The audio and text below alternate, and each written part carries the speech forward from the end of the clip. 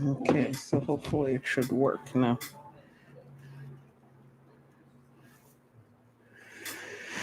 Okay. Hello, everyone. Let's get the TikTok people started. Thank you so much for waiting patiently.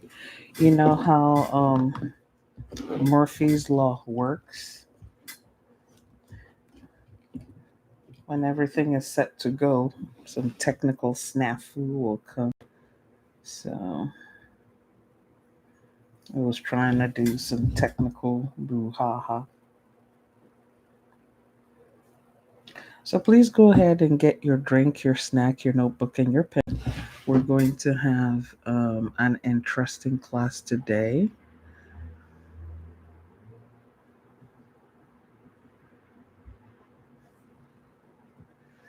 And you know how these things are? It's like once I fired it up, it's like everything wants to start updating itself. Thank goodness it's not a Windows PC, you know.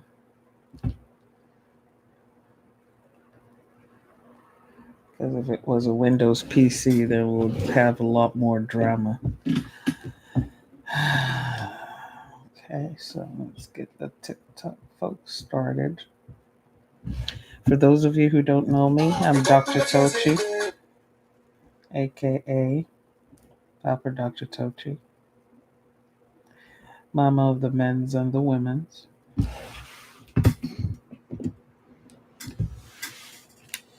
And if you need to get a hold of me, my website is drtochi.com or tochi.us. You can reach me through those two veins. Okay.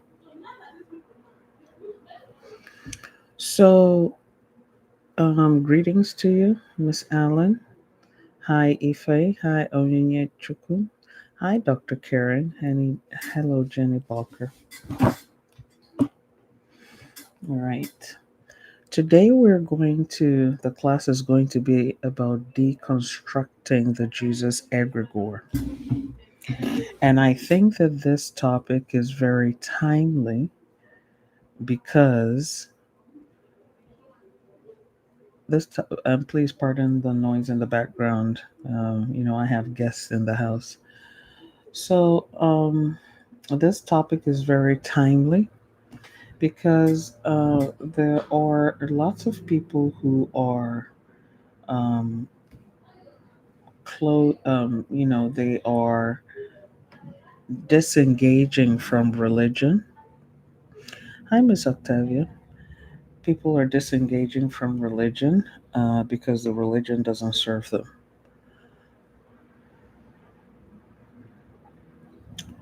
I know there are people who say, well, we shouldn't be so concerned about having religion serve us. We should be more concerned about serving quote unquote God, and everything else will fall into place. But we have to understand the realities of life. It will be very difficult for you to serve your God, whatever your God is, if you're finding it hard to pay your bills. If you're hungry and there's no food in your belly, then it becomes pretty difficult to serve any God it is that you are serving. Okay. If you are struggling with a chronic illness, even an acute illness, it becomes very difficult to be prayerful, even though money problems and health problems and relationship problems are the primary drivers of people to religion. But again, we need to recognize that when people have problems in life and they are pushed to religion, they're looking for solution. They're not just looking to feel good. When people come to spirituality, it's the same thing. Majority of us who are in spirituality are here because we're looking for a solution. Okay. So when we talk about the Jesus egregore, it is how people solve their problems with the concept of Jesus. Okay. Some background to today's class. I have taught a class on servitors and egregores, so you might find that helpful to watch that free video class on YouTube on servitors and egregores. Okay, to understand the definition of egregore and the definition of servitor. But just as a quick refresher, an egregore is an entity that, a spiritual entity that is created by a group of people, and it is fed with attention and other things. And the more it is fed with attention, the kind of attention it needs, it begins to gain a certain level of consciousness. And with that level of consciousness, it starts achieving a level of agency, self agency. But the level of self agency, the ability to act for itself, is also dependent on the people that are feeding it with what it needs. An egregore is like a servitor. A servitor is usually created by one person, an egregore is created by multiple people. And so when you go to that class, you will learn more about egregores and what they are. And you can go on Google and Google egregore. If you Google egregore, you will learn a lot more, and you will even see traditional and historical references to egregores that have been created. Okay. Egregores are not uncommon in Judaism. Egregores are not uncommon in Islam. Egregores are not uncommon in Christianity. Egregores are not uncommon in traditional religions like African traditional religions. And we covered that in that class. So I don't want to spend a lot of time going over egregores again because we have already done that class. Okay. So if you need a little bit of a background on that, please refer to that class. It wasn't long ago we had that class on servitors and egregores. In that class, I briefly mentioned the egregore Jesus. Now let's give a little bit of context here. Okay. On YouTube, can you hear me? I'm using my fancy microphone today. Why do we always do that? You pull up something and then you smell it. Okay. It's not that it's stinky, but I guess that's a habit. Let me put this one on. I've had my Yeti microphone for some years now, and it was a little bit too powerful for the previous devices I had, so I kind of put it to the side. But now that I have a stronger device, I'm like, yay, let's get to use the Yeti microphone. Okay, fantastic. Thank you, Dr. Karen. Okay. Now, from what we understand from archaeological and historical records, some of the historical records, of course, being the religious texts of Abrahamic faiths. And Abrahamic faiths, I mean Islam, Christianity, and Judaism. We know that there was a person, a human being in the Middle East, someone of Palestinian origin known as Jesus. So we have several independent sources that let us know that a person, a real living person, was called Jesus. Okay.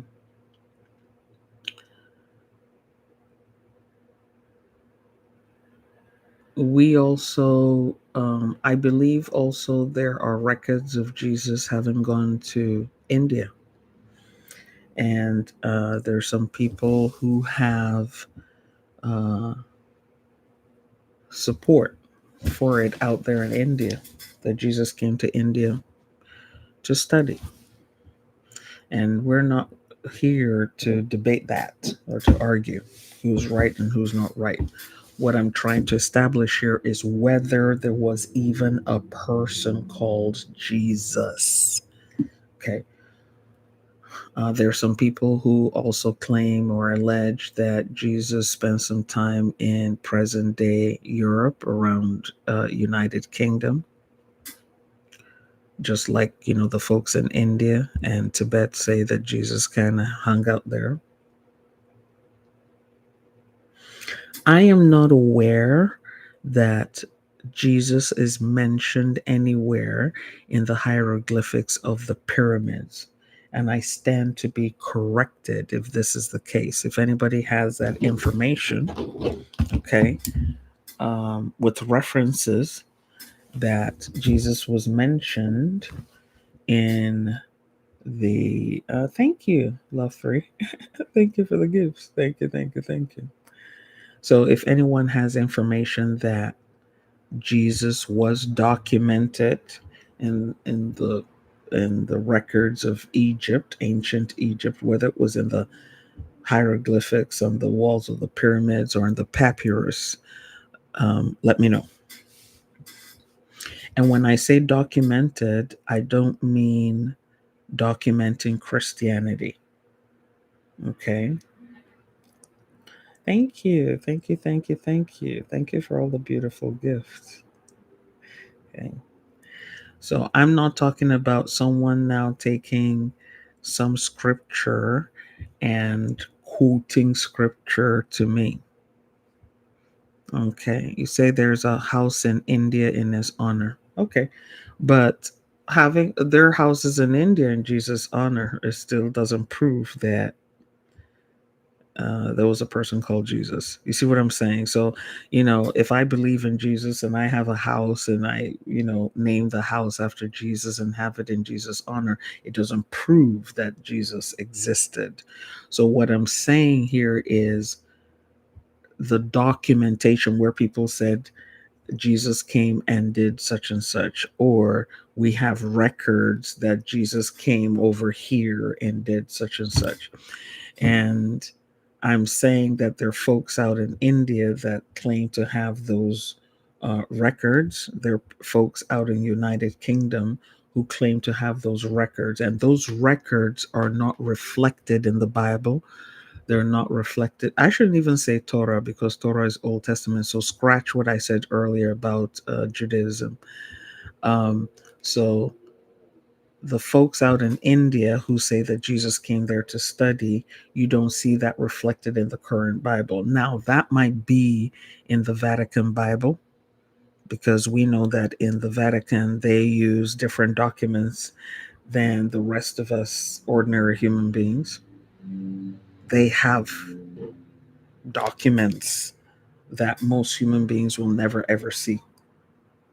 Okay, they have grimoires, they have Bibles plural out there in the Vatican that most people will never ever ever ever ever ever ever ever ever get to see. Okay, so there might be documentation in the Vatican about other places where the actual historical Jesus went and was and what he did. Okay, all I'm saying is that I don't know that there's anything in Egypt outside of the Bible and the Quran. I don't know that there's anything else in Egypt. Like when you go into the archaeology of Egypt, when you go into the ancient history of Egypt, that independently mentions the existence of Jesus. I don't know. So that's why I'm saying, if someone does have that information, like here's some hieroglyphics, here's a papyrus with hieroglyphics that said Jesus was here, then feel free to share that information. Okay. So, but and I'm not talking about just oral traditions, okay? Because if you go based on oral traditions, you have some people in Nigeria who claim to be descended from Jesus.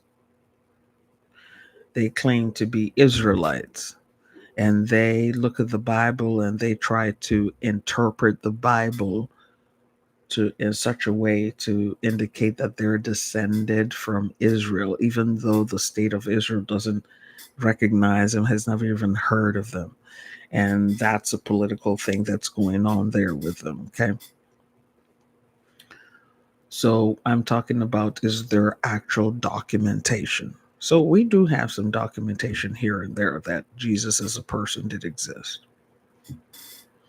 So that's that context. Now, the bigger question here, or at least one of the bigger questions here that I think we need to examine, is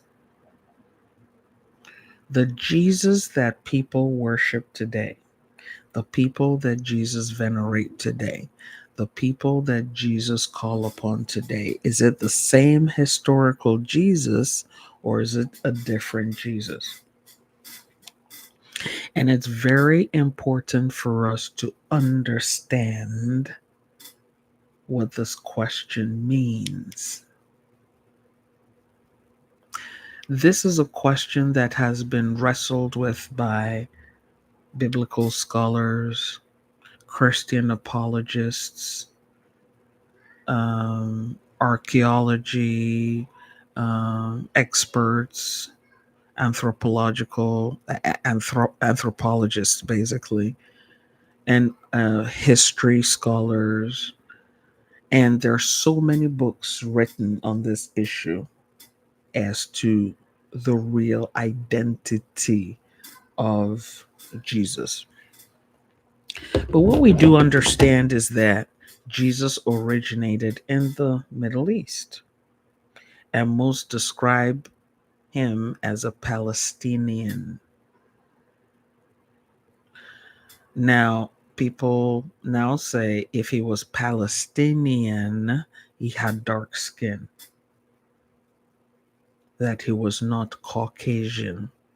So, contrary to the images that have been shared over the past 400 to 500 years in Europe, he was actually a dark skinned fellow.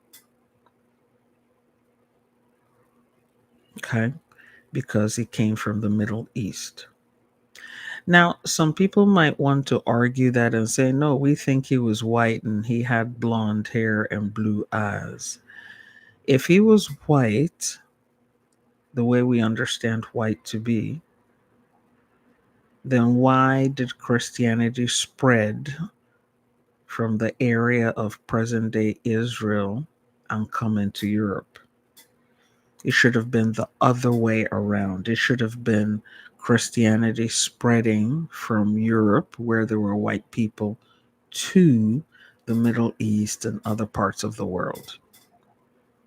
But there's no argument today that Christianity, just like other Abrahamic religions, started in the Middle East and started spreading to the rest of the world. So if it started in the Middle East, he couldn't have been white, because Middle Easterners are not white. Okay? All right. Now, there are, you can go and do research on how the current Bible that many of us carry around today came into being. Most Bibles that people use today have 66 chapters or 66 books. Let me not say chapters, that was inaccurate. 66 books. Okay, starting from Genesis to Revelation. We also know that there are 1,000 variations on the Bible, depending on the denomination, depending on the culture, depending on the language. Okay. We also know that some Bibles have more than 66 books. That some Bibles, when you open them up, they'll have the Apocrypha. Okay. Some of them have the Gospel according to Thomas, Gospel according to Mary. Some of them have the books of Enoch, sorry, not Enoch, and so forth. Some books have over 100, some Bibles have over 100 books in them. So, whether you believe or not in the Council of Nicaea in 432 AD, in other words, 432 years after the demise of the actual Jesus. Remember, that's in records as well, that you had a group of guys come together, bishops of this new religion called Christianity, and they sat there and decided the format in which the Bible should be. Prior to this meeting, there were different kinds of Bibles out there. There was even Bibles that had material which the Christian church considered heretical. In other words, they considered that the material in those Bibles con- were heresies. Okay. Remember that when we're talking about 400 years after the demise of Jesus, people were not printing books the way that we have them today. There was no printers. Everything was written out by hand. So to have a Bible meant you were either a religious person, you were part of the religious, like a monastery. You knew how to read, because not, illiteracy rates were very high back in the day. That's why you had to explain things to people and teach them things. Okay. Bibles were written by hand and they were copied. So if I had a copy of my Bible written on animal skin or parchment or, whatever linen paper, whatever is available at that time, and you wanted a copy of the Bible, there was no photocopier. There was no smartphone or camera to take pictures. There was no printer to go print the pictures. You had to sit down and copy out by hand everything that was in my Bible in order to have a copy. But majority of the people, the masses, I'm not talking about nobility. I'm not talking about the religious rulers or those in the religious class. The majority of the others, even soldiers, were illiterate. So they had to depend on what they were told about the Bible. And we still have that going on in many parts of the world today. Some people do not have a high rate of literacy, so they depend on someone else to read the Bible out and explain to them what is being read in the Bible. So imagine back then, you might have one Bible handwritten, very heavy, because if it was written out on animal skins or parchment or,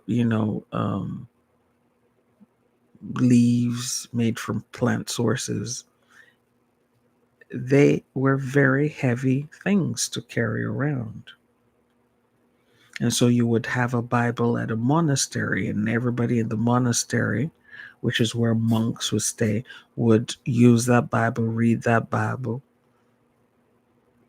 Or if it was in a royal palace, they might have a copy there that the religious leader would read out for the ruler, the king, or the queen to enjoy, to think about, to use it to teach the royal family.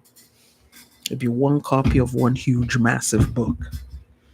And if you want to have an idea of what these books look like, Google Ethiopian Bible. Google the Ethiopian Bible, and you will see pictures of what these things used to look like. Okay. Now, we know that Christianity spread by word of mouth, and that's how religion spread. Someone says, here's what I believe in, and they need to find ways to convince others to join this religion. And that act of trying to convince others to join your religion is called proselytization. You want to make proselytes out of somebody. You proselytize.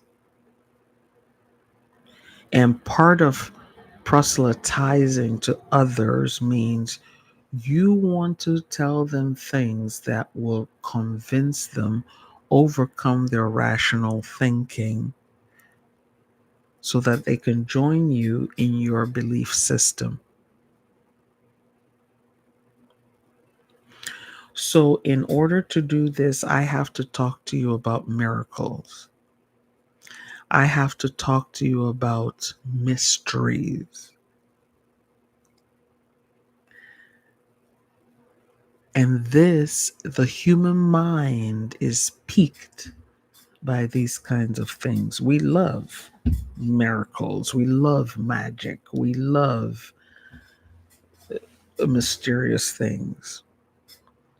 And incidentally, it is magic and mystery and mysticism and strange things that even pull people to spirituality today. We're always looking for that which is beyond our human capability and human comprehension. Okay? We're always looking for it. And whenever we find stories of that, we are fascinated. Human beings love stories. If you want to share information quickly, tell a story. That's what newspapers and magazines are all about, storytelling. Oh, let me tell you the story of the robbery on 16th and Holmes Street. That's a story. Now, the newspaper might say, okay, we're giving you the morning news or evening news, but it's still a story. We love hearing stories. And this is why church, mosques, and other religious institutions are so popular. Because even though we've heard the story before, we want to go there and hear the story again. We love stories. Human beings love stories.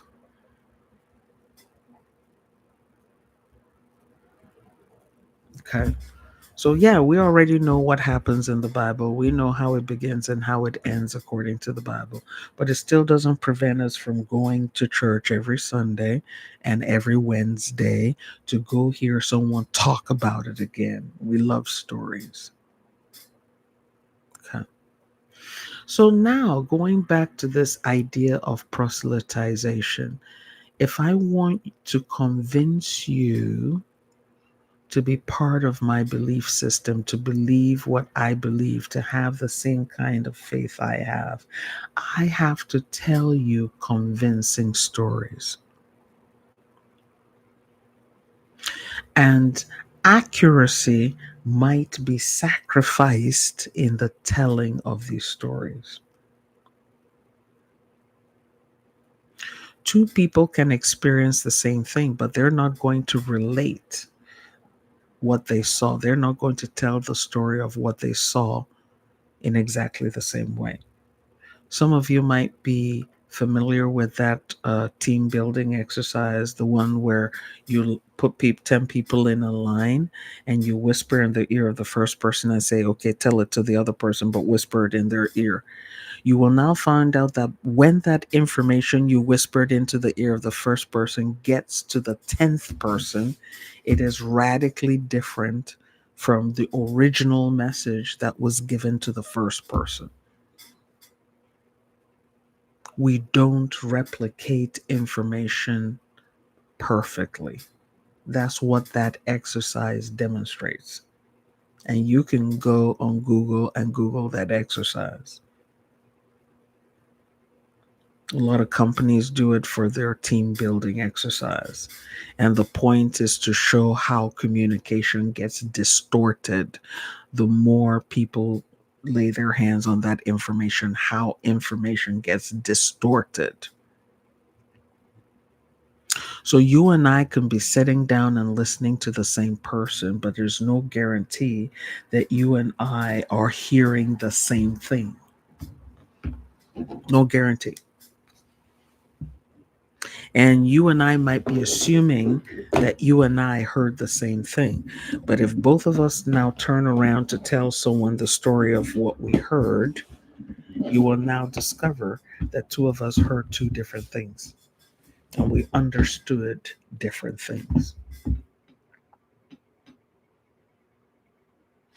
Why is this important in what we're talking about today?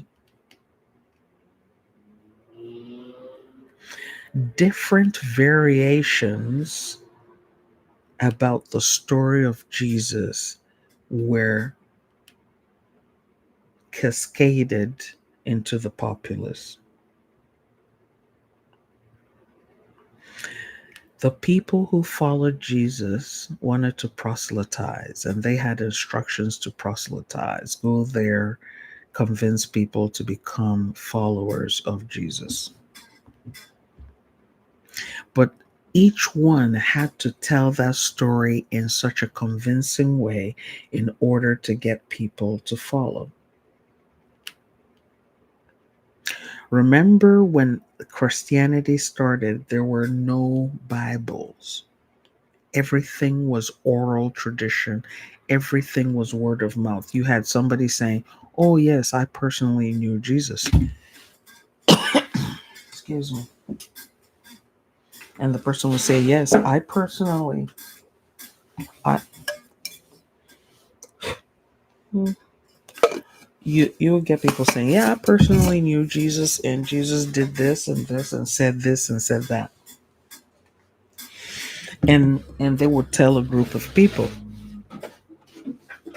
And and let's say that you were amongst the group of people that were told what Jesus did. And let's say you believed what you were told and you wanted to go proselytize, in other words, go get more disciples to the faith.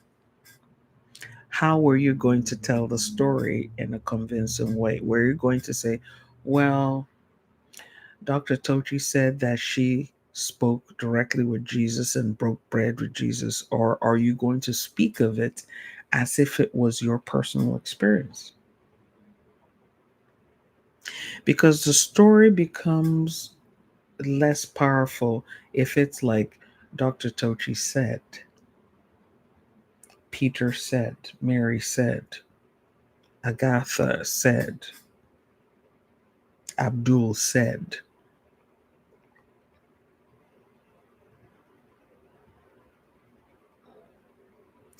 The story is more interesting when we say, this is what Jesus did, and you speak on it from the first person perspective, like I was there and this is what I saw. Even if you were going to tell the tale of what somebody told you, you will still talk about it in second person. I authoritatively have it on record that Dr. Tochi saw Jesus, and Dr. Tochi said she saw Jesus and ate with Jesus. And the next person who tells a story will say, we authoritatively say that Dr. Tochi said this about Jesus.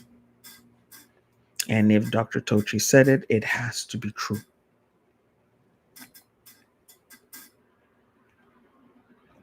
So now we're looking at natural communication or natural information distortion coming from the retelling of stories in an oral tradition.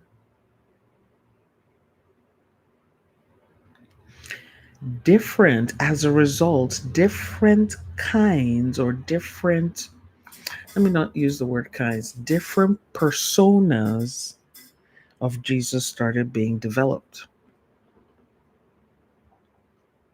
Some people might resonate with the fierce Jesus, the one who went into the temple and was whipping the money changers out of the temple.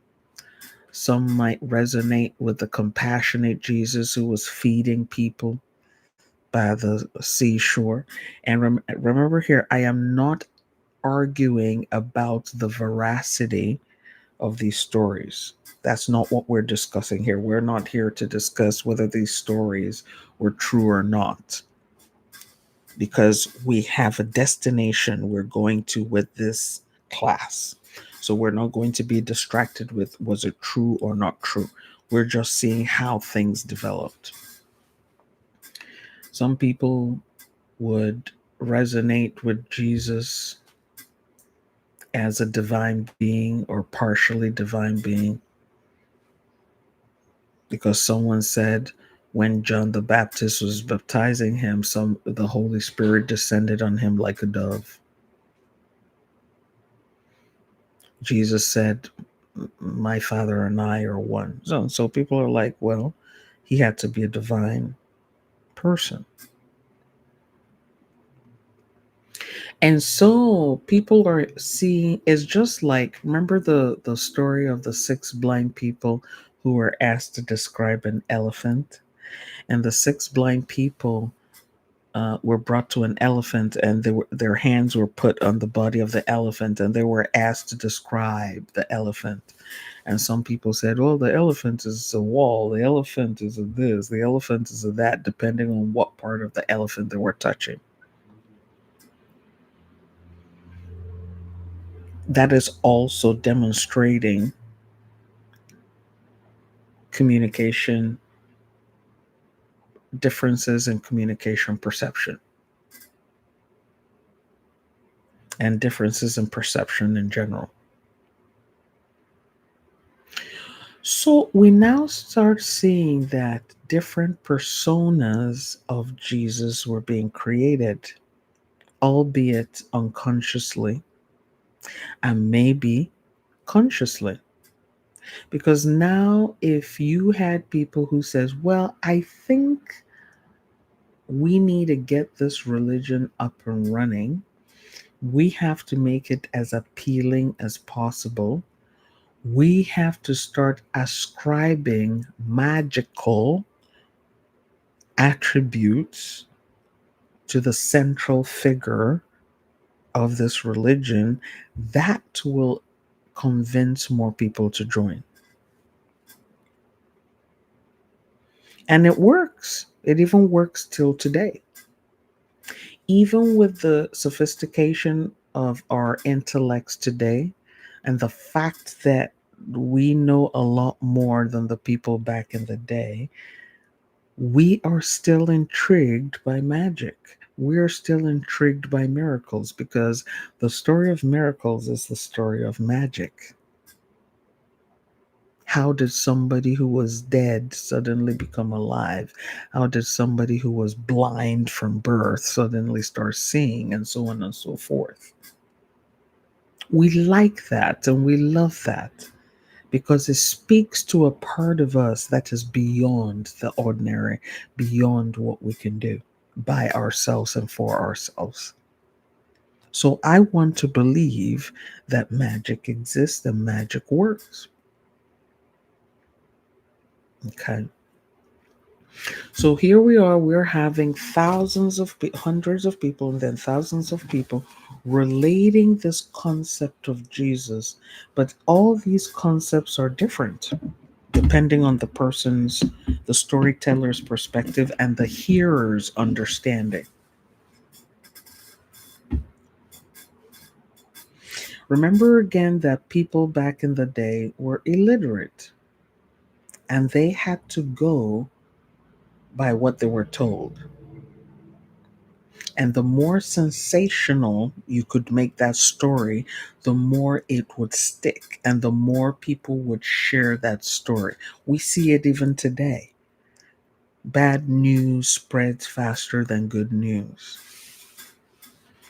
Newspapers, news outlets, TV stations make their money from the sharing of stressful and negative news, not from the sharing of positive news. So, this is an age old human situation. Okay. So, with each retelling, the story became more and more magical. So now you have people who are hearing the story of somebody they never saw, they don't know, have no idea what he looks like, but apparently did all these magical, wonderful things. And the people telling the story say, matter of fact, you don't even need to see him or talk to him because he's in spirit now. And if you talk to him and accept our perspective of how he works, which is you have to accept him as your God, you have to accept him as your Lord, you have to accept him as your Savior, you have to have no reservations about him, then those things he used to do back then, he is going to do it now for you. Now, picture in your mind somebody being told this story. They're illiterate, they're living at poverty level, at least according to our standards today. They had to work hard from morning till night. They would leave home early in the morning and be working out there, maybe in the fields or taking care of animals, or be at war somewhere. And they did that every day of their lives with no vacation, no holidays. People back in the day didn't get holidays. There was no JetBlue situation for them. Okay. And someone came and said, I know you're sick. You don't have enough money to see the doctor, or you have this situation or that situation, or you think your neighbors are trying to get the better of you or whatnot. But here's this person who used to do things back in the day. If you call the name of this person, you will be relieved. That is magic.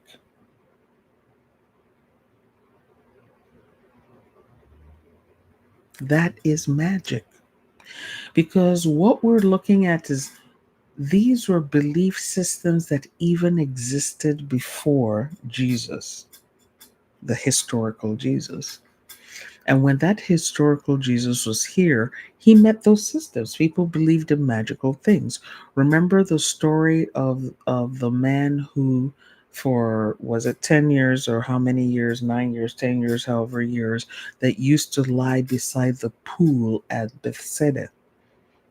And Jesus went to him at Bethesda, sorry. And Jesus went to him and said, why are you lying here? He says, I'm lame. But we have this belief that an angel comes down at a certain time every day to come and stir the water. And if you're the first person who can hop into this water after the angel has stirred it, you will be healed.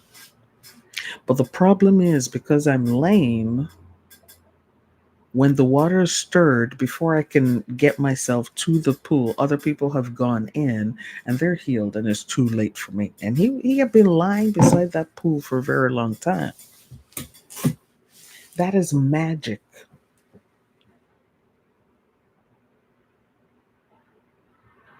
That is magic. That's magical thinking. That's magical belief. There's an angel that comes down a certain time of the day, stirs the pool, and if you jump in there, you'll get your problem solved. That is magic. And so the people telling the story of Jesus had to replace it with a bigger magic. Well, Jesus said, "Well, it's not necessary. I'll hook you up, bro," and he healed the guy. That's a bigger magic. Okay, that's a bigger magic.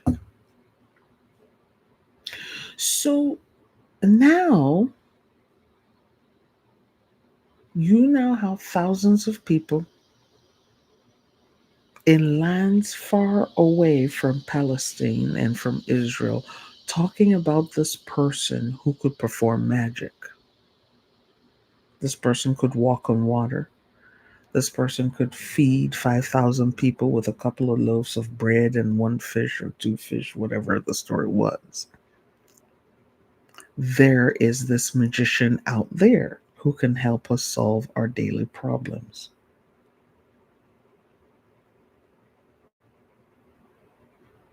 So and I have been told, if I call the name of this magician, if I call the name of this person who can perform this magic, wherever he is, wherever his spirit is, that spirit will hear me and perform magic on my behalf. And so I call the name and nothing happens. And I call it again and nothing happens. And I go back to the person who told me the story and I say, "Hey, I've called Jesus and nothing happened." And the person says, "You have to call on Jesus with your whole heart." What does that mean? You need to put your foot in it. You need to put your whole emotions in it, and you will be answered.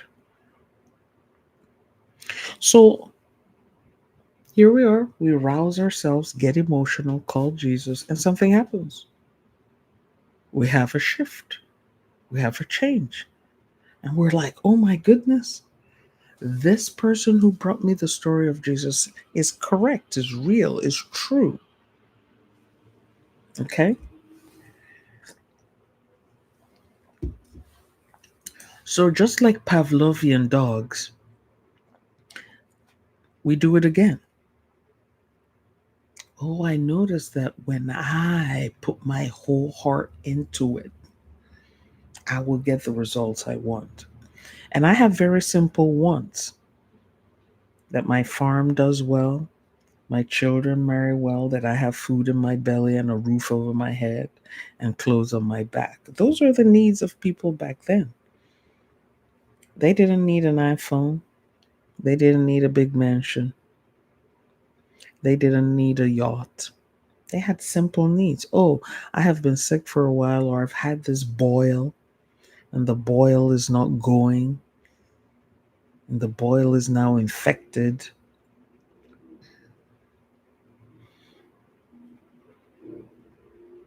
And so people start telling the story of how they got Jesus to respond to their need. But remember, people back in that day did not understand, know of, and or understand the concept of personal spiritual power.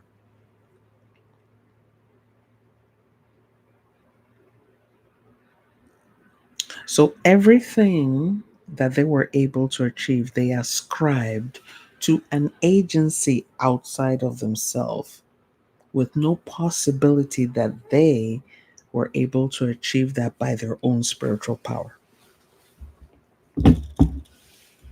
So even though Jesus said, "The kingdom of heaven is within you.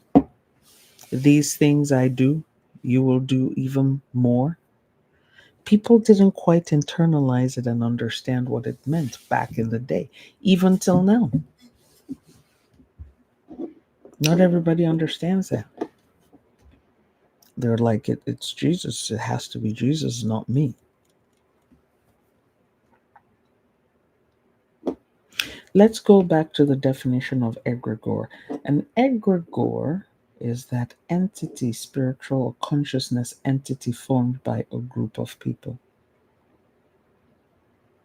The egregore must have a name. It must have a function, and it has to be fed. And the people who form this egregore have to agree on how this egregore, this spiritual entity, is to be fed. Unfortunately, in the case of Jesus, nobody was talking about feeding their belief, their creation of an egregore Jesus with cold beer and a couple of steaks. They agreed that the egregore of Jesus that they created was to be fed with attention and adoration and supplication. No payment system other than that. We will honor, will publicize, talk about, venerate, but that's about it. No sacrifices, no offerings. And so that's why today nobody sits down to say, "Hey, Bros J, do you need a cold beer?" It's give me, give me, give me, give me, give me, give me, give me, give me, give me. So let's go back to the egregores. So here we are, and you have people who are now becoming leaders of the people. They're bishops, they're pastors, they're whatever title they give themselves as the leaders of this burgeoning Christianity. And they had to have a way to keep bringing people together to propagate this faith and to keep it moving. So pictures had to be drawn, paintings had to be made, rules for engaging with this Jesus had to be made. So there are certain rules started being developed. You cannot just say, "Jesus, help me." You had to say it in a certain way. "Oh, my Lord and Master and Savior." And that was the beginning of the development of the liturgy that you see in churches, where you have a formula by which you speak to Jesus to get Jesus to do stuff for you.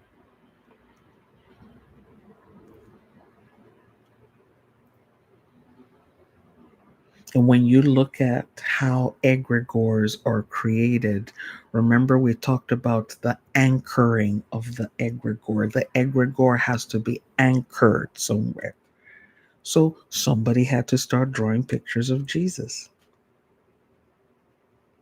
There had to be paintings, they had to be symbols, because you had to anchor that egregore somewhere. Now, remember when I just briefly mentioned that everybody's perception of Jesus was different depending on the persona that they were presented to? And I gave the analogy of the 6 blind men that were asked to describe the elephant. Well, in the development of an egregore, there has to be an agreement by everybody present what they are creating, how it's going to be created, what it's going to look like, what its functions are, and so forth. But remember, we said that there are some people who tapped into the persona of a kind, compassionate Jesus.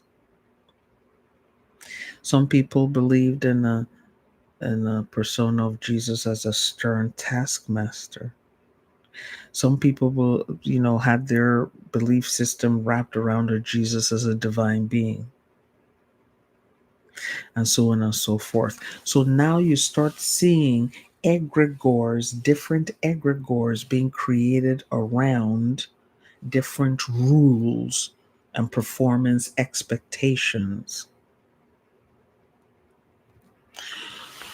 When you start reading the history of the church, especially in Europe, you will find out that the persona of the Jesus most of them believed in was the taskmaster,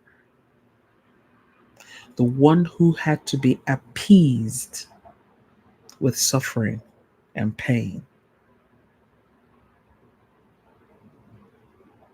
with punishment.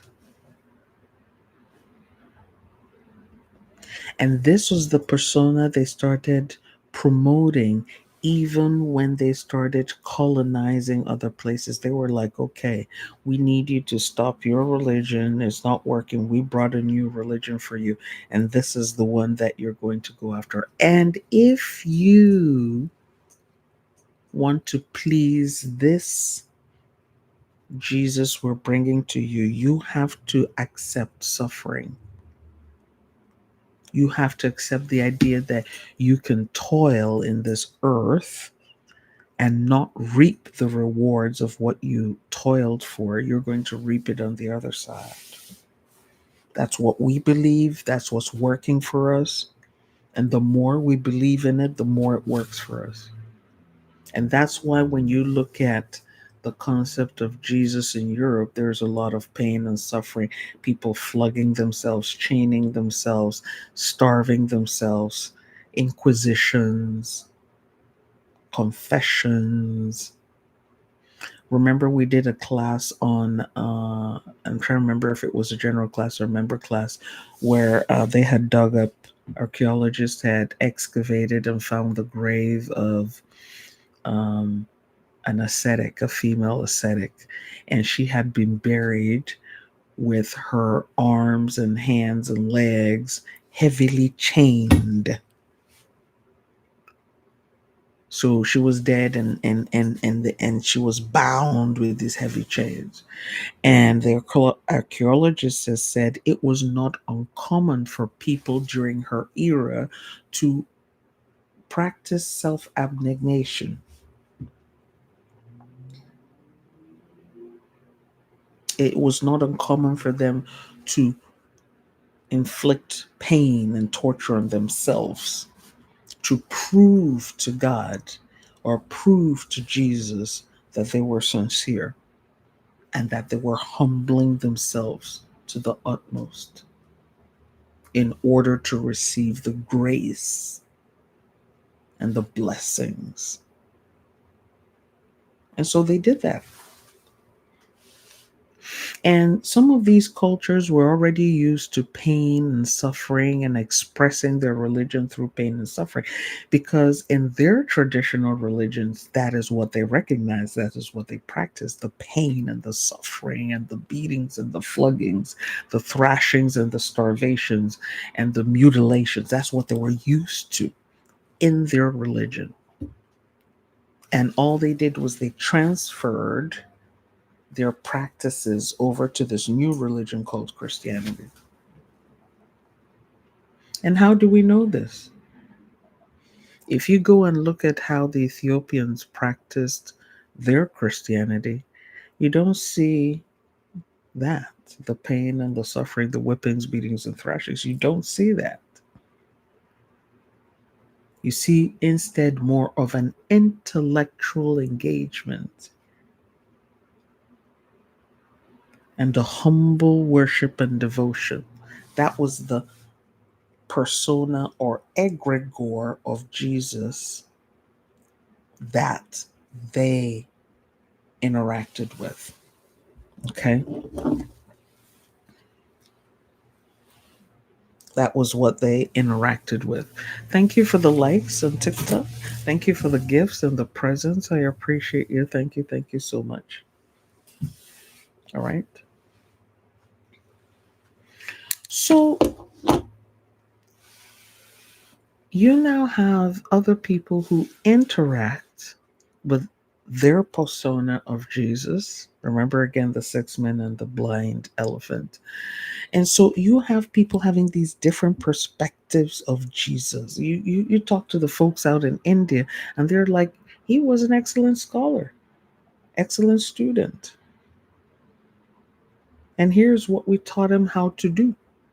Here's some magical acts we taught him to do. Now, remember again, we're not here to argue whether these stories are true or not. We're just talking about the development of the egregores. So I'm not here to debate whether, um, whether what they believe in is right or not right or correct or true. Or, that's not what we're saying. We're just looking to the egregore.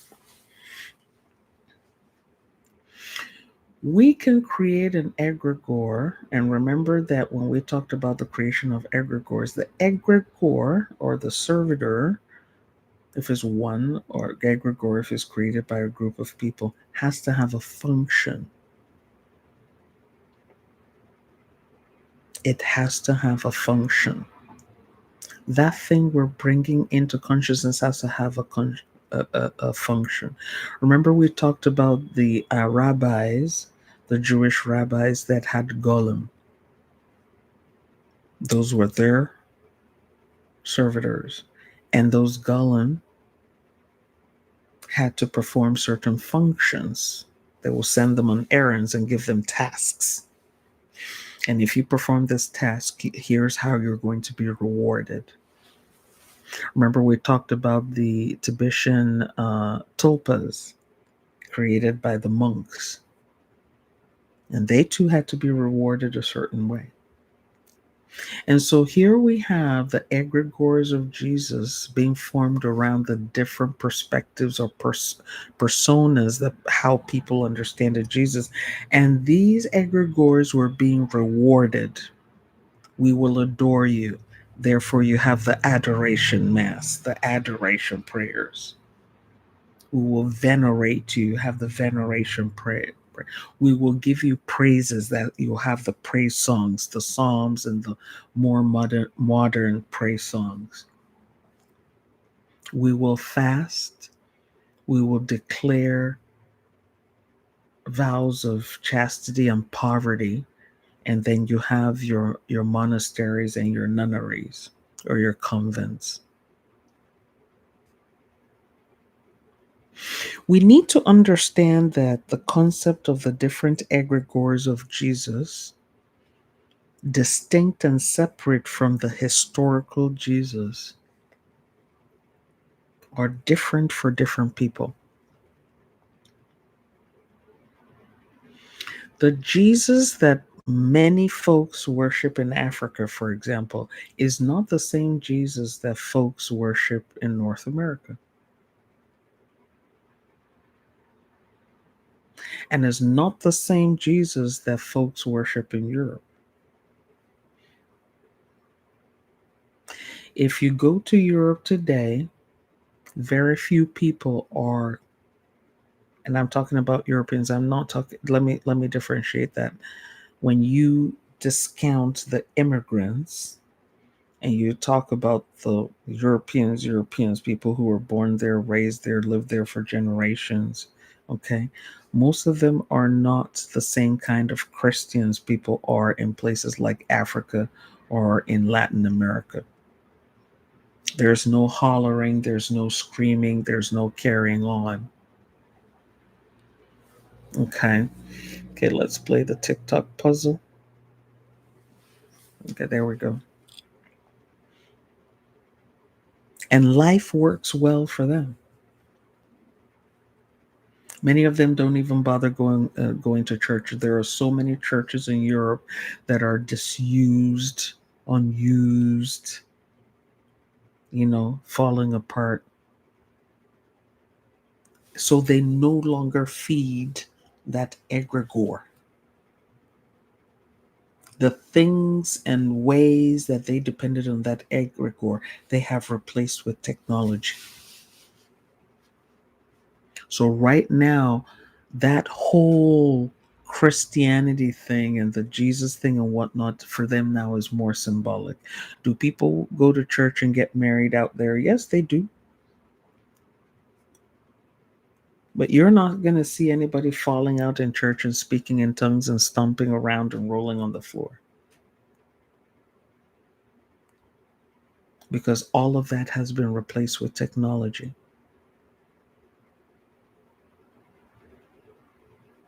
Because they know that those magical things they used to believe in, they can now do it for themselves.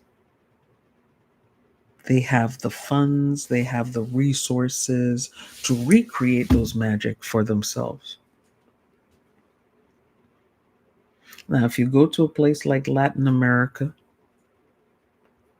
global south, just like Africa, where the resources are not available, and the persona, the egregore of Jesus that was sold to them is the egregore that is satisfied by pain and suffering. You will now see how people interact with Jesus in those places through pain and suffering. I have to fast. I have to cry. I have to be punished in order to provoke a response from Jesus. But you don't see folks in North America, let's say United States here, and I'm talking about mainstream Christians. I'm not talking about Pentecostal people, okay? Mainstream Anglicans, Catholics, Presbyterians, Lutherans, Methodists. They're not putting themselves through no hardship in order to get the results they want or need. If they lack food, they will go to a food bank or they will go on food stamps. If they need health care, they will go to the hospital. They will sign up for programs. Okay.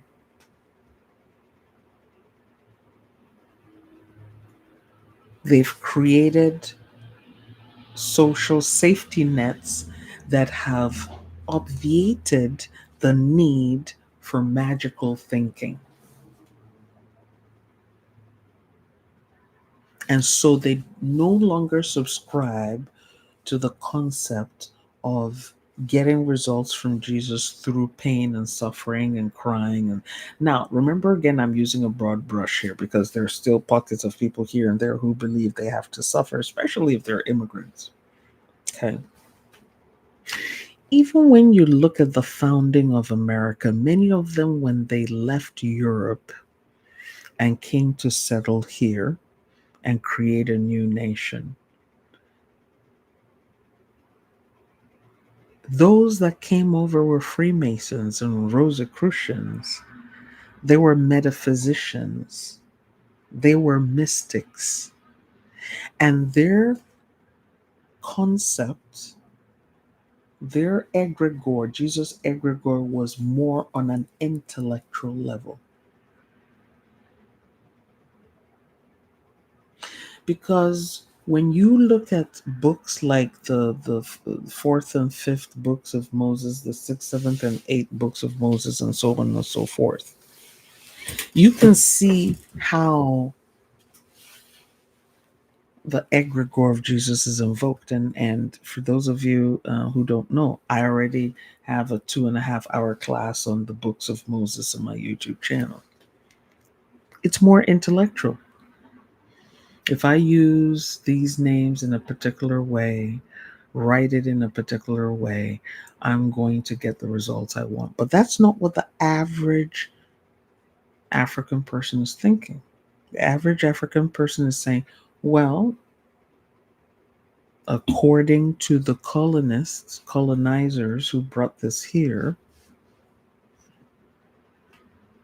Jesus and that whole God system is pacified and satisfied with suffering. If that system, the Jesus system, sees that I am suffering or going through the motions of suffering, then I will get the things I want. So I want to get married, I fast. I want to have a child, I fast. I want to get money to start a business, I fast. I want to go to school, I fast. I want to get a job, I fast. I deny myself.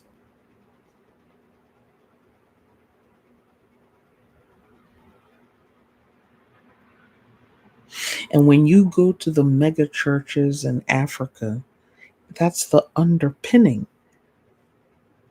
of the contribution system. You will hear their general overseers and their pastors and their bishops and their leaders saying, give now so that you can gain later. Do not store up riches for yourself here where it will be attacked by moth, but instead give here so that you can start storing on the other side.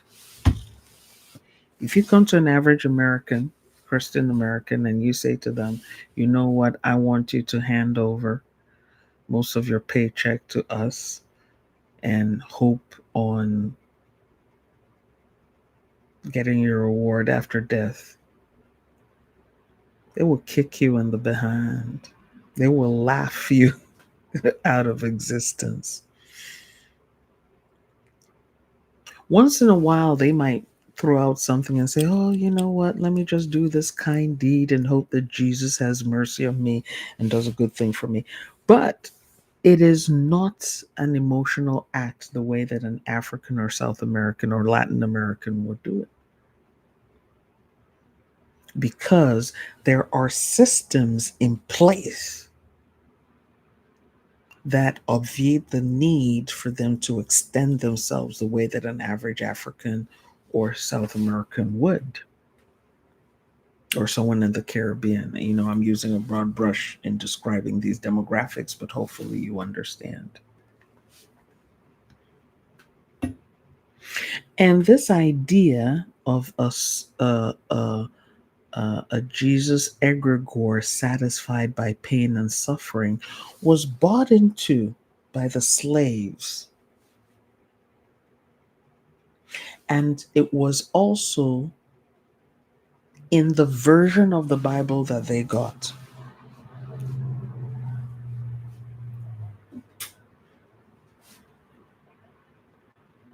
Slaves, be obedient unto your masters, just as the church is obedient unto Christ.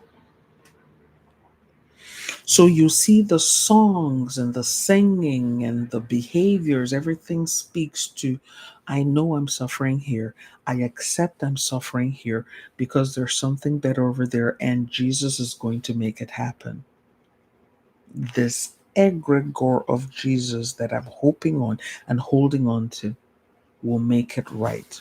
And so you listen to a lot of gospel songs, talks about pain and suffering. I know I'm suffering. I have suffered. I'm still suffering, but I have hope. And Jesus will reward me. God will reward me. Jesus will see my suffering and reward me. But if you look at the average American out here, non POC, none, not a descendant of the slaves, though there are many descendants of the former slaves that are like, we're not even going to deal with that because we can see this didn't work for our parents, so what makes you think it's going to work for us? But if you look at it, for instance, an average white American who is a Christian, they're not saying, I know I'm suffering, I accept this suffering, I accept this oppression so that Jesus will reward me or God will reward me. No. If you try to oppress them, they will fight you, they will come against you.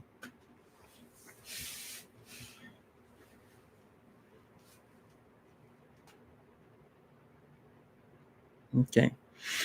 Now, remember, we're having a very general discussion here because it's very difficult to really get into this.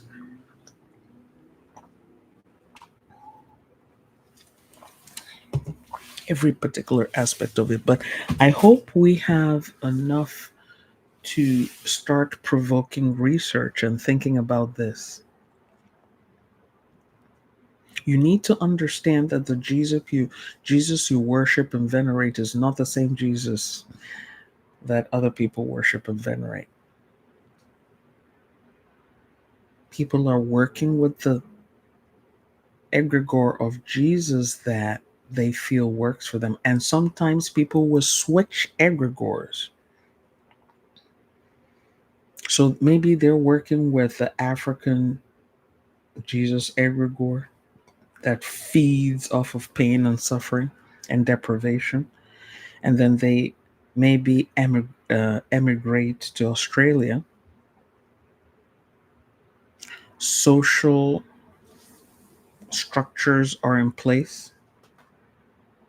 You don't have to fight for food. You don't have to fight for health care. You can find something to do. You can be gainfully employed. You can get educated and prove yourself. But the person says, you know what? I want to continue with my faith, my belief in Jesus. They will switch egregores and they start believing and working with an egregore of Jesus that is now beneficent. And they will stop all those hard fasting and whippings and thrashings and beatings and deprivations because there's no need for it again. So now their concept of Jesus becomes a more compassionate, a more intellectual, a more understanding Jesus.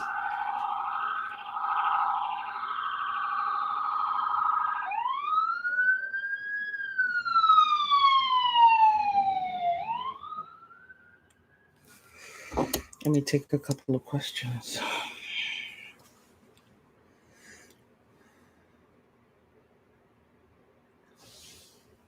Oh, Candace, thank you.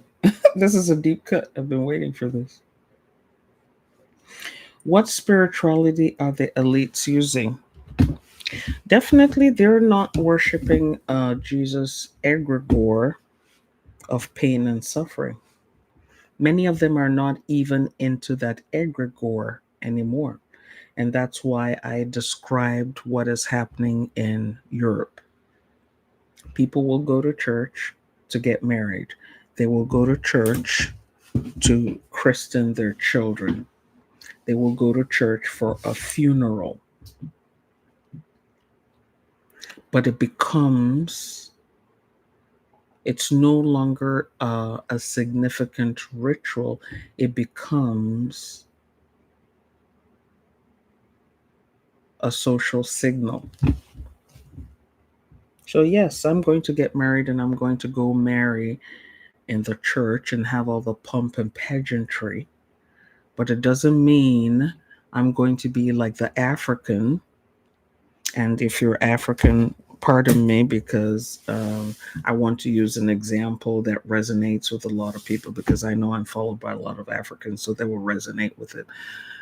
So I don't mean to say that all Africans are like this, but I'm just saying I'm using a stereotype. Okay. It also obtains in the Caribbean. They don't have or they don't engage with an egregore of Jesus that requires a husband and wife to be kneeling by their bedside speaking in tongues. Oh, I got to speak in tongues in order to know what to do. No, they don't. They have accountants, they have attorneys, they have lawyers, they have experts, people who study different areas of life that they pay to advise them on what to do. But when you come from a developing nation and you don't have the resources for that kind of thing, you fall back on magical thinking. So the elites are not required to even believe or engage in the Jesus egregore. They've moved on to other kinds of egregores. that are more powerful or more useful to them and their objectives? I hope that answers that question. One example I'd like to use is if you look at somebody like Oprah. When Oprah started out, she would be my Lord and Jesus, my Lord and Savior, and so on and so forth. Remember last Sunday, I told the story of how she surrendered when she was at the Fat Farm. She wanted a role in the movie Color Purple. And what song was she singing? I surrender all. I surrender all to thee, my blessed Savior. I surrender all. You can recognize the egregore of Jesus being invoked there. Does Oprah still sing that tune today? No, she doesn't. Because she has gone beyond what that egregore can do for her. And this is the reason why you might be praying to a particular egregore of Jesus and it's not working for you. It's possible that you're not feeding it what it wants. You may be incapable of feeding it what it wants. Like, let's say, for instance, you're not used to the crying and self punishment and self deprivation and whatnot that is required by the African Jesus egregore. You would not get a lot of results from that kind of Jesus egregore, because what feeds it to act on your behalf and to do what you need it to do is the humiliation and the abnegation and the submission and the deprivation. That is what it feeds on. And once you can give it that which it needs to the degree it needs it, it will start working for you. And when you stop feeding it that, it will stop working for you.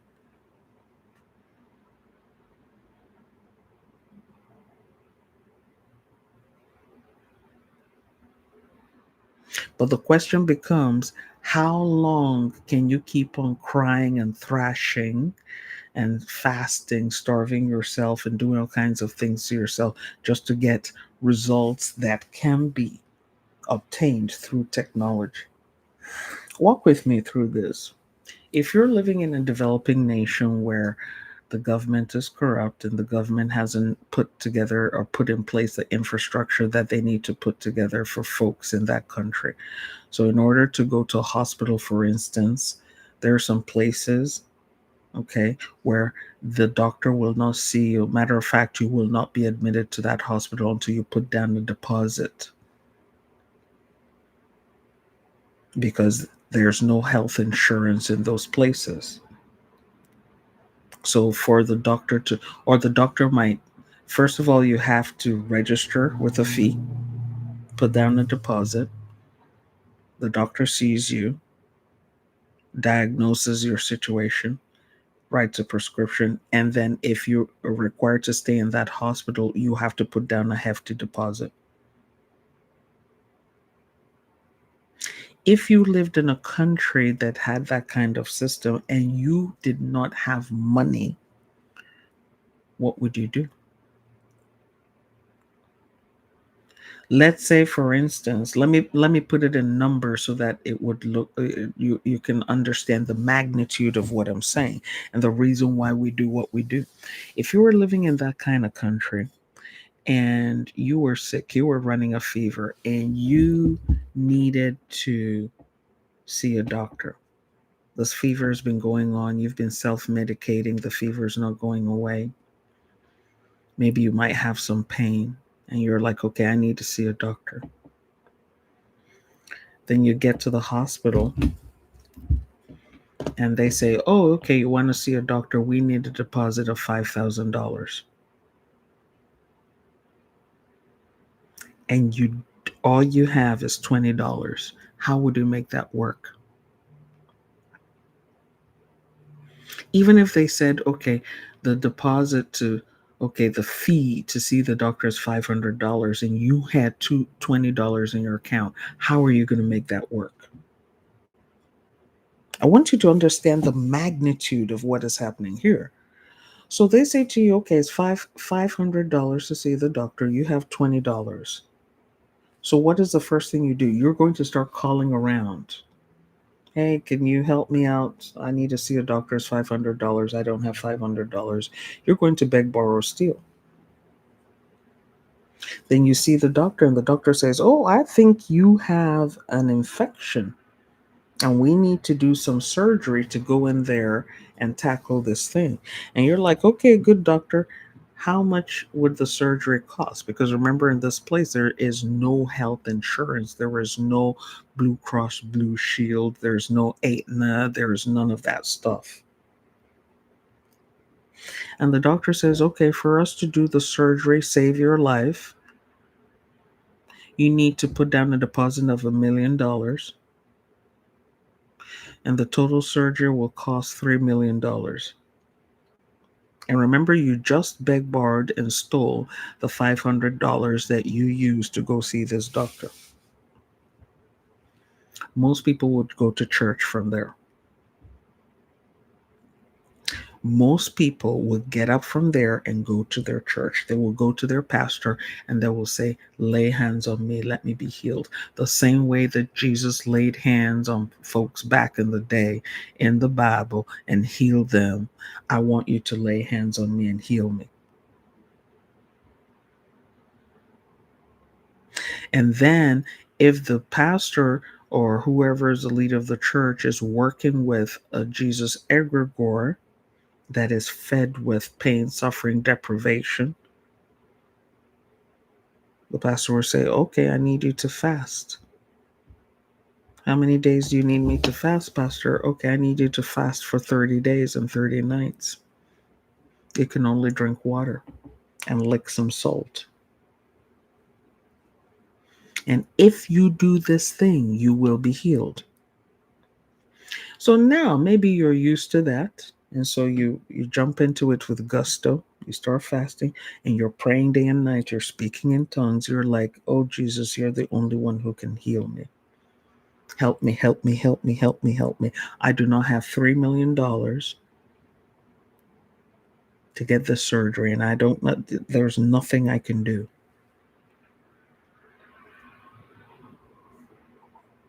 Okay.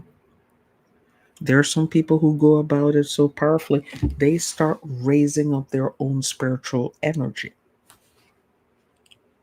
They get so engaged with this egregore that their own spiritual energy starts rising and they heal themselves. But they will ascribe it to the egregore. And there's some people who don't have the energy, the power, the mind, the willpower, the whatever. They're so overwhelmed. They're so, you know what, this is so overwhelming. They can't wrap their minds around it. The egregore, that connection with the egregore is not made, and they don't get healed. And after doing their 30-day fast, they're like, okay, this hasn't worked for me. I'm either going to go look for another pastor with another egregore of Jesus, or I'm going to have to go find a way to raise the $3 million and get treated. And so some of them were like, you know what, I will go raise that $3 million. So they go raise the $3 million and they get a treatment based on technology. Then there's no need again to engage with that Jesus Egregore because they've gotten the treatment they need. This is the reality for a lot of people. And that's just one example. This is a reality for a lot of people. They have no help. They have no one to help them. They don't have the technology. They don't have the connections. They don't have the know-how.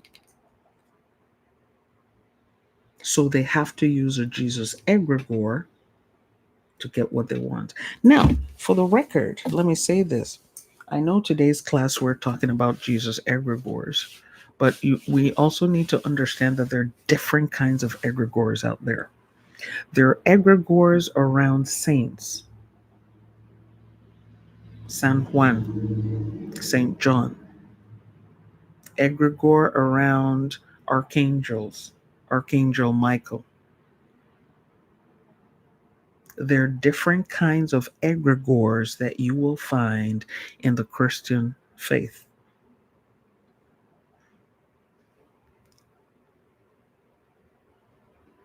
There's even praying to Mother Mary, that's an egregore. And there are different kinds of egregores of Mary. That's why you have different kinds of Mary in different parts of the world. You have the Black Madonna, you have the Pure Madonna, you have the Queen of the Sea, you have the Star of Heaven, you have the Compassionate Mary, the Weeping Mary. Remember the Mary that was weeping in Fatima, seen by the children in 1929 or 1920 something. They're different egregores of Mary.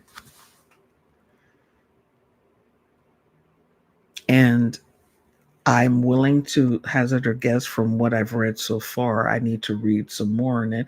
That Santa Muerte is a syncretization of the egregore of Mary and the traditional goddess of the land.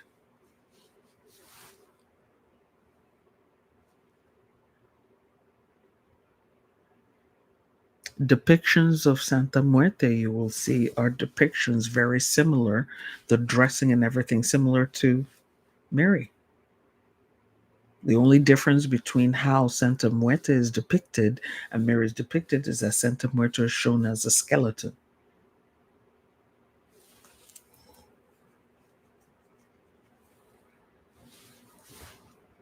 Okay. And then, of course, you have the Catholic Church till today they still fight the concept of Santa Muerte as a folk saint.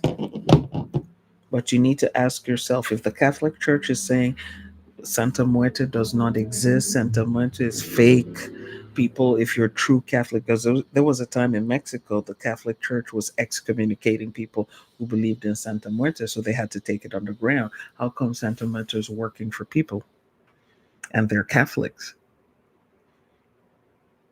Santa Muerte is considered the saint of last resort for many people, the saint of the pimps, the prostitutes, the users, and so on and so on and so forth. And she works. And so you have people who are utterly devoted to Santa Muerte or Santisima Muerte, but they're Catholics. And so they use the Catholic liturgy, they use the Catholic dogma, the format, and they anchor that egregore in the images and the iconography of Santa Muerte. So the same thing has happened with Mary, with Jesus, with the saints.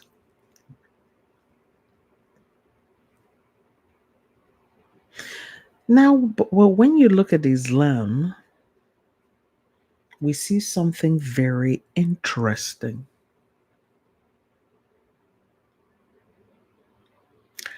Iconography is forbidden, it is haram in Islam. Yes, you're correct. Iconography of individuals, spirits, saints, even Allah is forbidden. It is haram in Islam.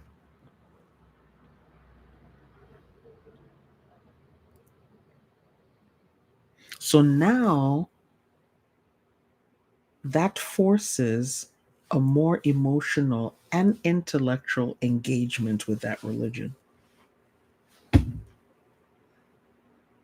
Is there magical thinking in Islam? Of course. There are so many books on, you know, magic being used in Islam. You know, we talk about Arabic squares. I think I did an overview class on magic squares. You know, okay. But the interesting thing about Islam is you will see an absence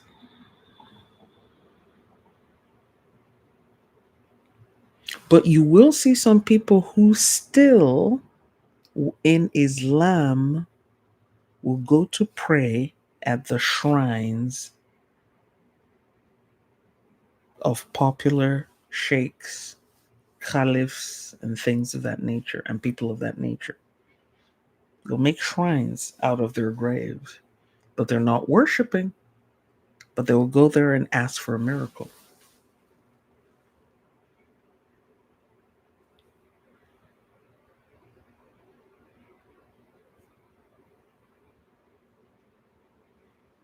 And you will also see too that in Islam, because of the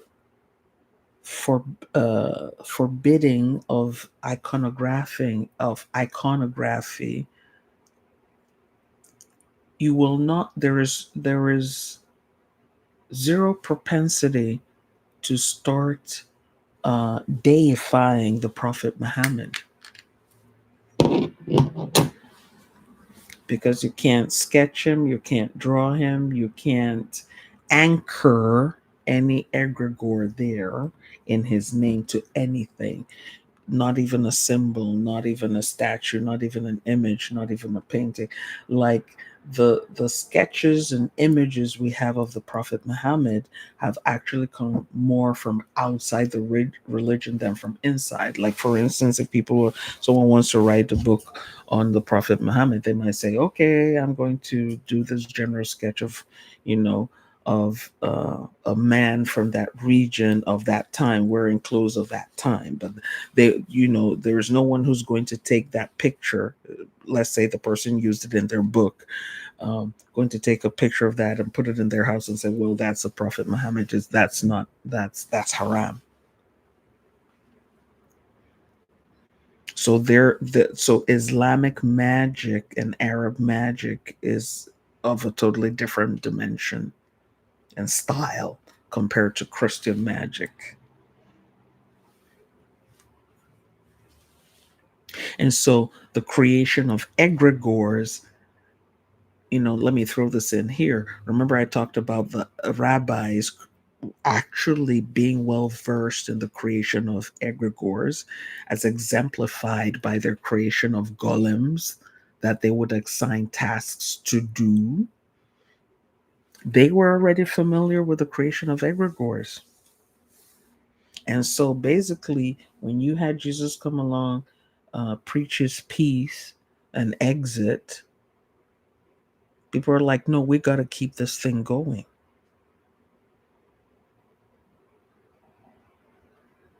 We'll create an egregore for it.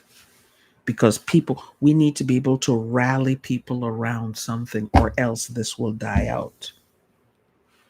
So that's why Christianity has practically died out in Europe, because the egregore there has not been fed. Is not being fed. People just go to church to perform perfunctory things and leave. You don't see anybody going there to cry and shout and throw themselves on the ground, speaking in tongues and doing all that. No, it's just, oh, let's have a fancy wedding. We'll do it in church. Oh, let's have a great funeral. We'll do it in church. Let's do a christening and give the child a name so that we can get their document papers. They do it in church. It's perfunctory. Okay, yes. Yeah, remember those people that, got took out. You're right. That those journalists in France, yeah, that went and made a cartoon trying to make fun of the Prophet Muhammad, and they all got took out. Yeah, because it's haram. You're correct. You're absolutely correct. It's haram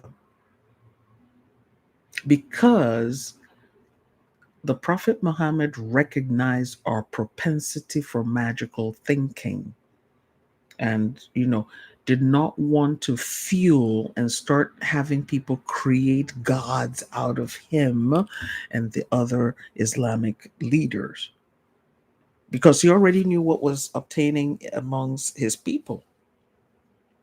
They already had gods back in the day.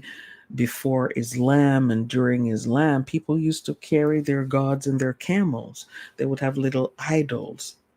And if you look at the Old Testament, remember Abraham used to carry his idols before he became, when he was still Abram, before he became Abraham. It was a custom of the people in the Middle East. You would take your household idols with you. And so wherever you camped for the night or wherever you had your settlement, you would take out your idol, set it up, and make offerings to it. And when it's time to go, you will pack up your idol, put it back in your bag or your saddle or whatever, and keep on moving. Women had their idols and men had their idols. And so you have a situation where the Prophet Muhammad said, you know what? Everybody out here, everybody got their idols, and no. We all need to be focusing on one supreme deity. And remember that Christianity and Judaism existed before Islam. That's why when you read the Quran, you will read about Christians and Jews in the Quran because they already existed. Christianity already existed before Islam did. And so they had seen all the drama that was going on there. And the Prophet Muhammad is like, no, we don't need this. You have the Christians, they're having saints of this, and they have a medal, and a lot of them would have a medal or something, and they were treating that medal or medallion or chaplet. Some of you who are Catholic will know what is called a chaplet or the rosary. A lot of them were treating that as a god, as a deity.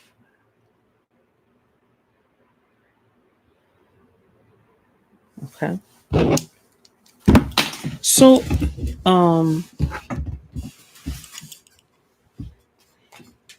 here's an example I want to give. Some of you might have heard, um,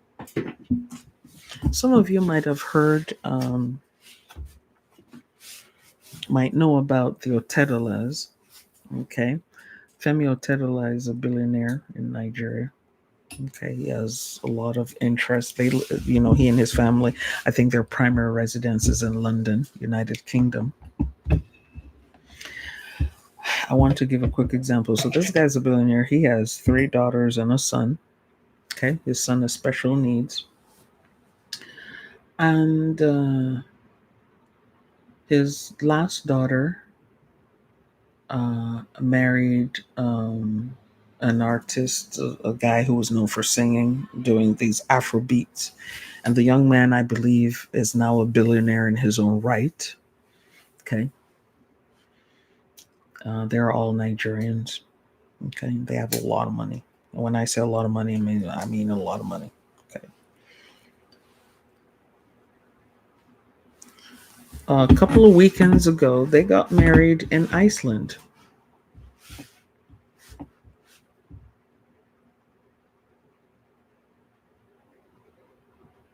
They had their wedding in Iceland.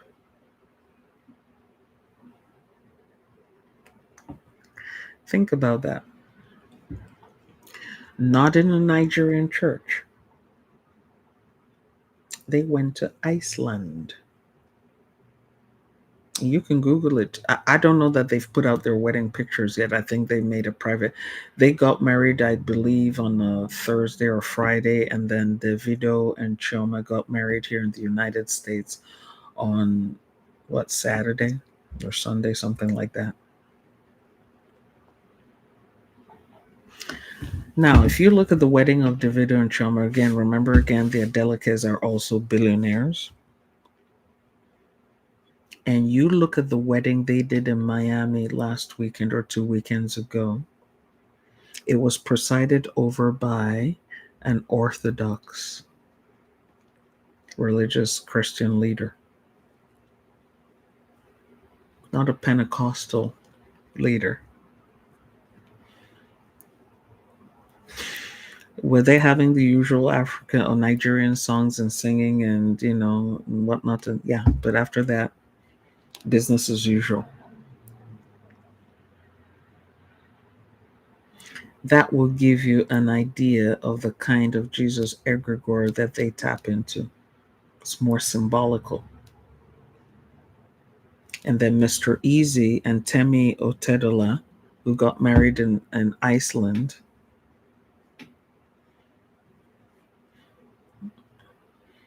I mean, these people are at the level that, what can your Jesus do for them? Your Jesus is the Jesus that needs to heal you, give you money, solve problems. They're beyond that level. They don't need that egregore. They're working with different higher order egregores. Ask yourself, why didn't they get married in Nigeria? Why didn't they do their wedding in Nigeria? You start having a clue. So and again, so when you look at how the elite are conducting themselves, how many elites do you see falling out in church and speaking in tongues? How many of them do you see or hear of fasting and praying and depriving themselves and stuff like that? My granddad made fun of us going to Pentecostal fasting, sowing or tithing. He lived most of his life in England and was successful. Yeah. Because he didn't need to tap into that egregore. He said we were being brainwashed, of course. Dr. Karen, PhD class thesis today.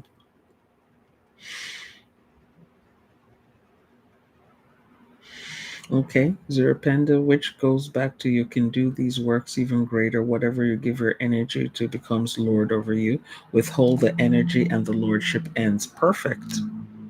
You phrased that perfectly. Lady A, and now we see it slowly phasing out in America. I don't know that it's slowly phasing out in America. I think what's happening in America is that we're having replacement. So you're having people saying, okay, we're no longer going to be feeding the Jesus egregore, but I'm going to be feeding other egregores. Okay, I'm going to be feeding other egregores. And so people are saying, oh, okay, I went and got initiated to Ifa or initiated to Santeria, Lukumi, whatever, and I have an Orisha. So now they end up working with the egregore of the Orisha. The original Orisha is still in its location in Africa. But everybody out here is working with egregores of that Orisha. And they give their egregore specific names. So you might find some people say they're working with Ogun, 1G. Some people are working with Ogun, 2Gs. Some people are working with Ogum with an M. So who are all these Oguns? Some people say they're working with Eshu, ESU. Some people are working with Eshu, ESHU. Some people are working with Eshu, EXU. Some people are working with Eshu, ECHU. Different egregores. And so I got a whole bunch of us, we're working with Ogun. And we're feeding Ogun some hardcore stuff, if you know what I mean. So of course it's going to work. Candice be like, ooh, they won't like you. They love their Oshun. Okay, that's fine. But the folks out here, outside of the continent of the original, remember there was just an Oshun festival a couple of weeks ago, and the people went down to the river. People of Oshun, they went down to the river and did their ritual, gave their thanks. Ask yourself, and I put it out to everybody here.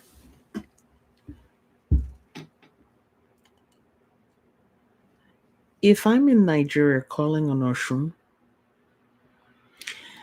and you're in the United Kingdom calling on Oshun, and Abby is in United States calling on Oshun, where is Oshun? How will Oshun answer all of us? Let's say today, Sunday, I'm calling on Oshun in Nigeria. You, Candace, you're calling on Oshun in Europe. Abby is calling on Oshun also today in United States. Who will Oshun answer?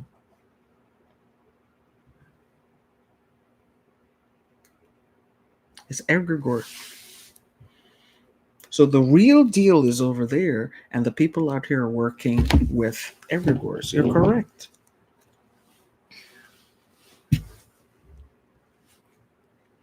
You're working with Egregores. Will the Egregores work? Yes. Because now they are spiritual entities with a certain level of consciousness in their own right. How do you know the difference between the egregore and the real deal?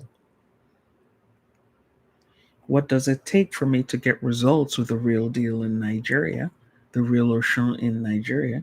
And what does it take for me to get results from the egregore I'm working with out here in the Americas?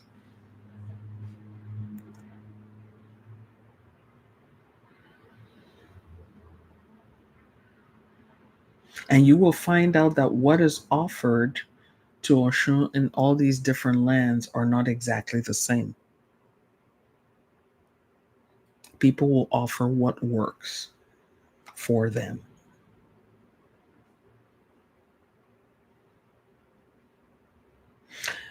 I've had some people who claim to be Ifa practitioners because they went to Nigeria to get initiated and they returned to the United States and they have problems, financial problems, relationship problems, work problems, health problems, all kinds of things. One question I will ask them is, did you say you went to Nigeria to get initiated? Yes. Did they do such and such in during your initiation? And you know I have to say this way because of the platforms we're on now. But if you know what I'm talking about, you know what I'm talking about. Did they have to do such and make such and such kind of offerings while you're over there in Nigeria? They will say yes. Since you have returned to the United States, have you yourself made similar offerings? No. Why wouldn't you have problems? You worked with what was over there and you came back here. What are you working with here? You're not working with anything here. And even if you want to tap into the egregore of the Orisha you worked with over there, you're not giving the egregore here what it needs to work for you. So it's not going to do anything for you. It's not going to accomplish a task for you because you're not giving it what it needs to accomplish a task. The egregore, just like a servitor, has to be fed specific things because that's how they're created. They have to be fed specific things for them to accomplish a task.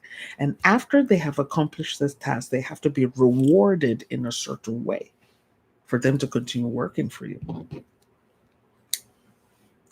One of them came to me and after saying all that, so I said, so since you came back from Nigeria over 15, 20 years ago, you went and did your initiation. What do you offer your Orisha now that you're stateside? Oh, I give her flowers and incense. When you were in Nigeria, did they offer that deity flowers and incense? She said no.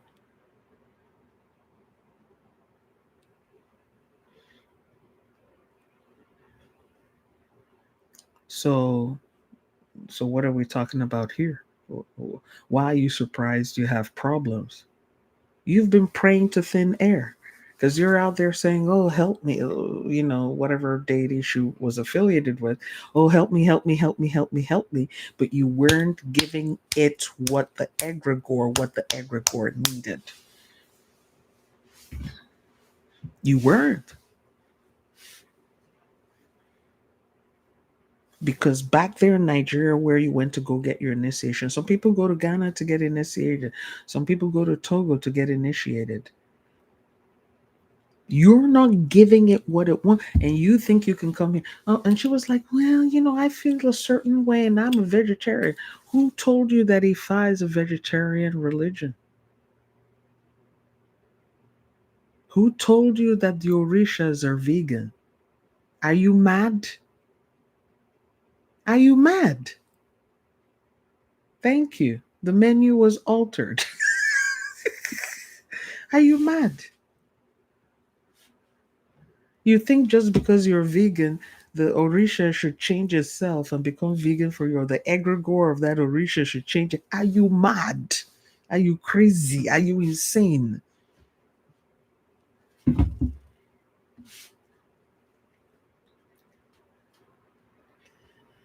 The Otedela and the Adeleke have old wealth. Yeah, that's, well, yeah, that's subject to another discussion.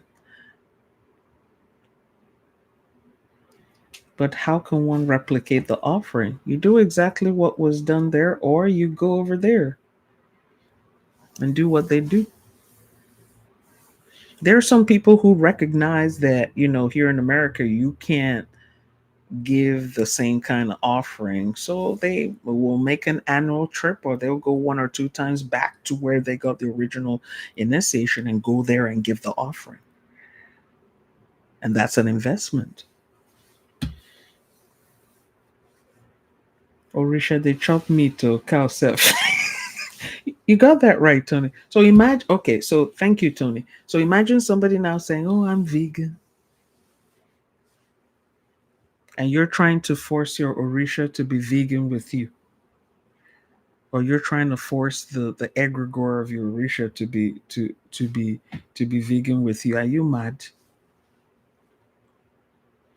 And so we start thinking about this. If you go to Mexico, there's Ogun there. You go to Cuba, Ogun is there. You go to Brazil, Ogun is there. You go to Dominican Republic, Ogun is there. You go to Puerto Rico, Ogun is there.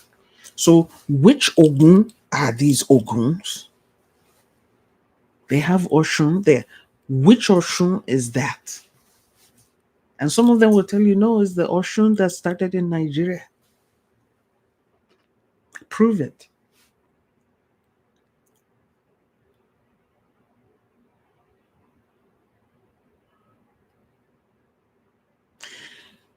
Some of you might have seen the clip that I put out earlier today.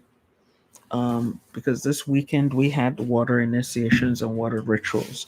And one of the lessons that emerged from our exercise is the need to pronounce spirit guide names correctly. If you do not pronounce that spirit guide's name correctly, chances are it will not respond to you. If there's an accepted name, you have to call that name correctly and with the correct intonation. Why am I mentioning this in this conversation about egregores?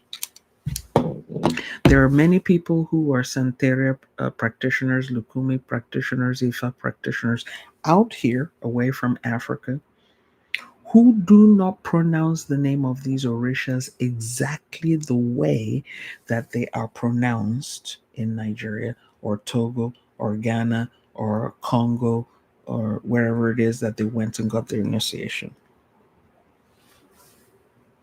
But whatever they're doing for themselves is working. It's working. So now ask yourself this question. If somebody out there is calling Ogun Ogun and is working for him or her, they're saying Ogun. Some will say Ogun, some will say Ogum, some will say Ogum, some will say Ogun, which means something totally different in Yoruba if you speak Yoruba. But in their country, they're calling Ogun with all these different intonations and combinations, and it's working for them. Is it the same Ogun in Nigeria that is working for them? It's an egregore. They've come together. They say, this is what it is. This here's a representation. They have a statue. They have an idol to anchor that egregore into. And the person who knows how to set up the egregore sets it up correctly. And I treated this topic in that egregore and servitor class. So you need to go watch it because there is a definite protocol for setting up a servitor and a definite protocol for setting up an egregore. And once it has been set up, then you feed and honor and reward that egregore or servitor according to how you set it up. And instructions are given. Whenever I call, if this is your egregore, whenever I touch you like so, this is what you will do. Whenever I hit you with this is what you must do. Whenever I present this to you, this is what you must do. So the setting up of an egregore or a servitor is a spiritual exercise. So when the colonizers, the colonialists, is that the right way to say it, started going out there and spreading the egregores of Jesus that they were working with. These were egregores that they had already set up in a certain way. Some set up egregores of Jesus to conquer. We will take this egregore with us, and where we're going to use it to conquer and overcome the inhabitants of that we meet over there. And they gave that egregore everything it needed to accomplish that task. And while they were there with that egregore, they kept on feeding the egregore and feeding it until they achieved their objectives. That is why you will go to, when you read some places, you will see that um, maybe they battled the natives of the land once and succeeded. Sometimes they had to fight the natives a couple times before they succeeded. And in some places, they just didn't succeed. Look at what happened in Ethiopia. Ethiopia is the only African country that was never colonized. The Italians tried, the French tried, different countries tried. Ethiopia is the only country in Africa that was never colonized.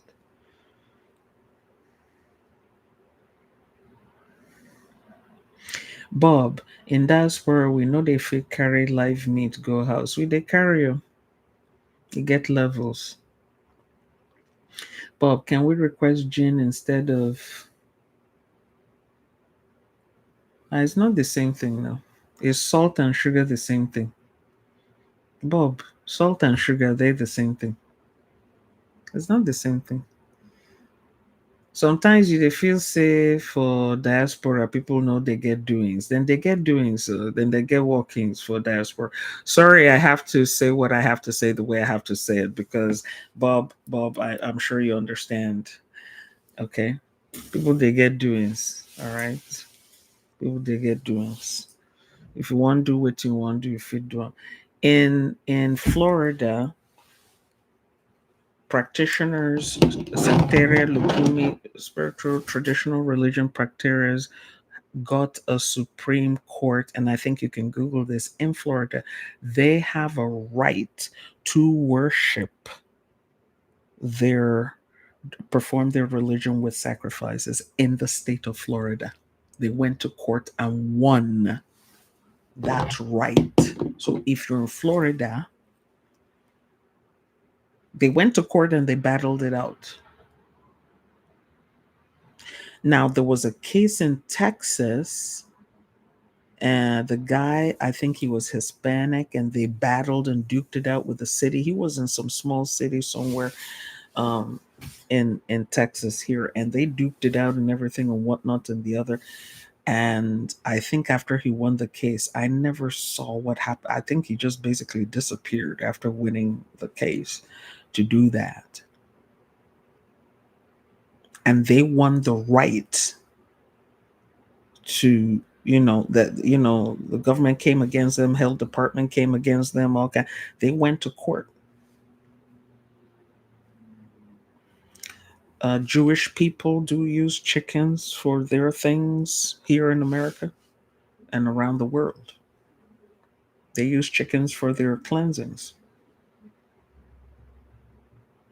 Now, they were sued to court by animal rights activists who were saying, okay, you're using the chickens for your cleansings and discarding the carcasses. So I believe it was in New York, they had that legal issue. So what some of the synagogues and rabbis did was they would do the cleansings with the live chickens, and then they will donate the chickens to the butcher shops, and the butchers would package those chicken at lower price for low income people. That's a spiritual issue right there, which is a conversation for another day. So you're going into this butcher store, a lot of, I don't, I think some of them are Jewish butcher stores, I'm not exactly sure, so I don't want to be, I want to be very careful. But they take these chickens, and you can go, I mean, this is all online. So because of that battle, because human rights activists, not human rights, animal rights activists were saying that's cruel and inhumane. So what happened was they were like, okay, we're not going to dispose of it out there, we're going to give these chickens um, to the butchers, and they cut them up and dress them and package them and sell them at a low price. So if you're a low income person, you can go there and buy that chicken. As a spiritual practitioner, I would never, ever, I would never, ever recommend.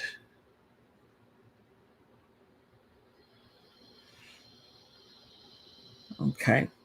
And you can look up this information yourself. You don't have to take my word for it. Look it up. Okay, Bob, the Orisha receives the yes. Tony. Tony Okoli Tony, yes, for the life of every flesh is in its blood. There that yes, but there's a whole bunch of things that go with that, which is Candace. Are people setting egregores by accident or always deliberate? You egregores cannot be set up by accident. Okay, Bob, now UK. Okay, Bob, there are serious doings for UK. Serious doings. Activity day. Activity day. Activity day. Jewish. No, no, I love three. There, the questions are on YouTube. UK. Okay, thank you for mentioning UK. The Hindus in UK. There are a lot of Asians in UK. You have Chinese, Vietnamese, Cambodian, you have Indians, Pakistanis. What do you think they're using? Flour. You think they're using flour and incense? Forget. Mm. Those kind of things, if you're doing those kind of things, um, um, you don't exactly go out there and start ringing a bell and say, hey, hear ye, see what I'm doing. Even in the river Thames, there's a whole bunch of ish that's going on there. Even amongst the English themselves, the white English themselves, they themselves get doing. Go and research what happens at Stonehenge. Okay. Yes, that's very true. I remember that when I was younger, growing up in Miami. It still goes on, and yeah, there's a lot of that that goes on in New York. In New York, there are a lot of spiritual activities and offerings and stuff in New York. It's just the fact that you're not seeing it or you don't know how it's done doesn't mean that it's not happening. Okay. Yeah, go check on. Go check on Willa. Okay. So, everything that you need to do gets to be on coded level. You got to do, but and again, there are limits to what you're doing now. Obviously, you can't go and grab a cow in the United States and say, oh yeah, well, here I'm in Florida and we were the Supreme Court. No, they probably draw the line at the size and the type of creature. You understand that? But I don't see somebody like going and like dragging a cow the way you would drag a cow in India, or drag a cow in Ghana and say, this is what I want to do. I did that. Nah. It's not at that level. You understand? Not at that level. Okay. So again, understand if you are a Jesus person, don't feel bad. Don't feel that this class is an attack on your beliefs. Don't feel that, hey, I can't pray to my Jesus or venerate my Jesus. There are many practitioners, including hoodoo practitioners, who work with Jesus, and they work with egregores of Jesus. You just got to find the egregore of Jesus that works for you. Okay. There's a whole bunch of people who don't know that they're working with the egregore of Jesus. They believe they're working with the historical Jesus, but they're not. Okay. So if you enjoyed today's class, please share this class with other people so that they too might be educated. Give me a thumbs up for the live stream if you enjoyed today's material. Okay. There is no need to. What it is once you have the information, once you have the knowledge, at least you be doing something. You whatever you're doing it with a high level of knowledge and intelligence and things of that nature.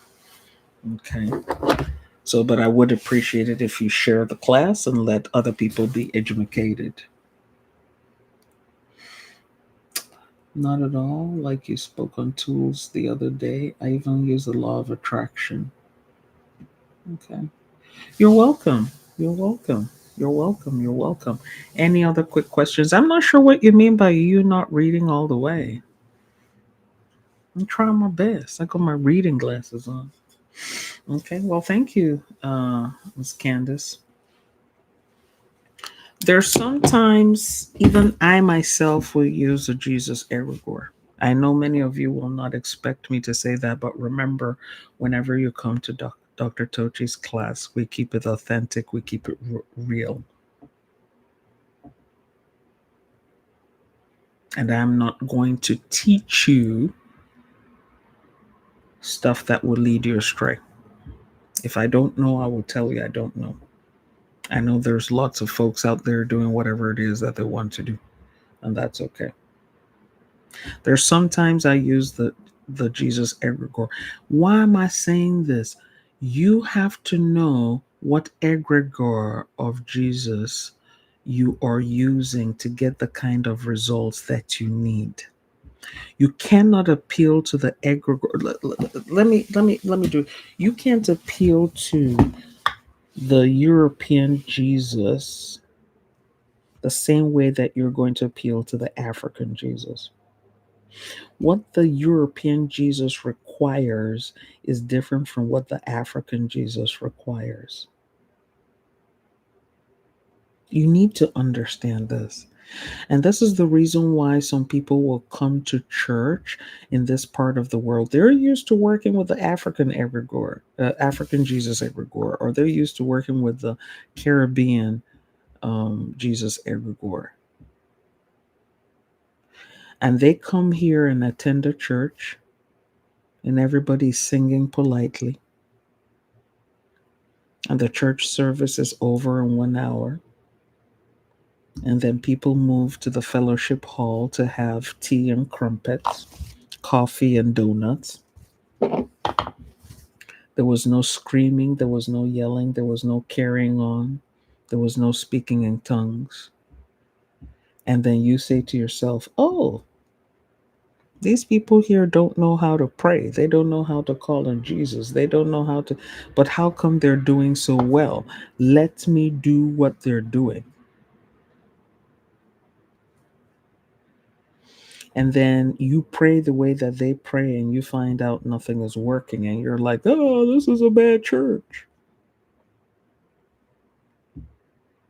They don't know Jesus. Let me go look for a Latin American church, or let me go look for an African church. That's Jesus is over there. And so you go look for an African church or a Latin American church where there's hollering and screaming and carrying on, and you tap into that. You're like, yes, this is where Jesus is here. Jesus is not over there in that Presbyterian church I went to. No, they're working with a different kind of Jesus egregore than the one that you're used to. But there comes a time when your level of existence changes. Let's say that, uh, let me use Oprah as an example again. When she started elevating, so when she started making money, her circle started changing. She's listening to different philosophies. She's interacting with a different level of people. They're introducing her to their egregores, either directly or indirectly. She outgrew the need for the Black American Jesus egregore. And she starts tapping into another egregore. Okay. Or she might have been like, you know what? I'm wealthy enough now and I have the connections and power and everything. I don't even need to tap into no one's egregore. I'm comfortable now.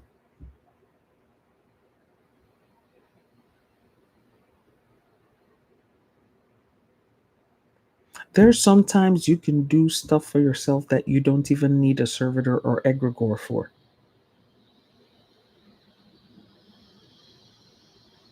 A lot of times, there are things we can do for ourselves. You don't need any egregore. You don't need to call Jesus. You can go do it yourself.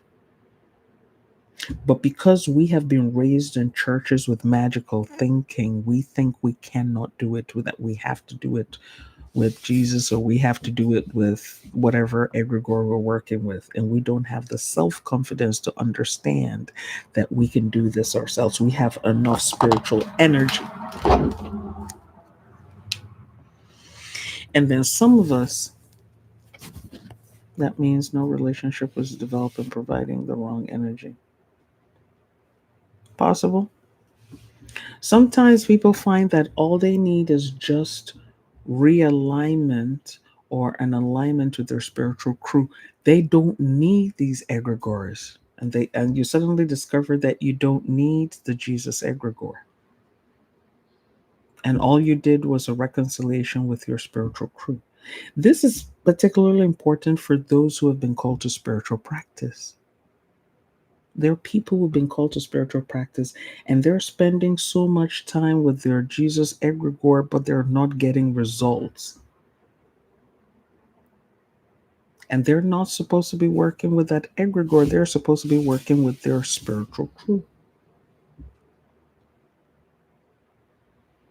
So there's no amount of shouting and screaming and whatnot that's going to go on with them and that egregore because their spiritual crew will even prevent a connection and prevent results. And understand that not everybody is the same.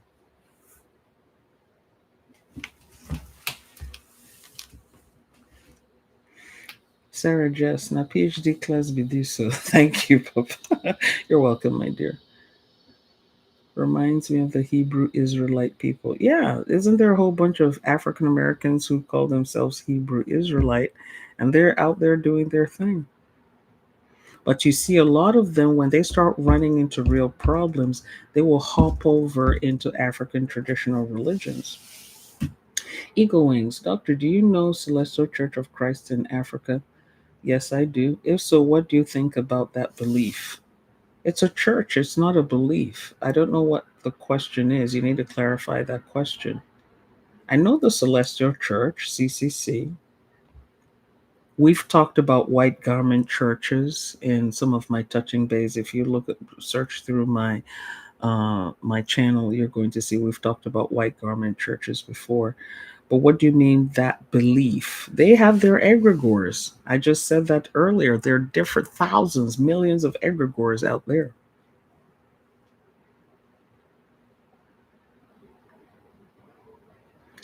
See, Sheila, they have Jesus who's black with white afro hair. Okay. White to black for here. There's Shrine of the Black Madonna, which is a Pan African church. They have a black Jesus. I once heard those words about speaking in tongues. A tongue twister was not on the same financial level as the one being critiqued.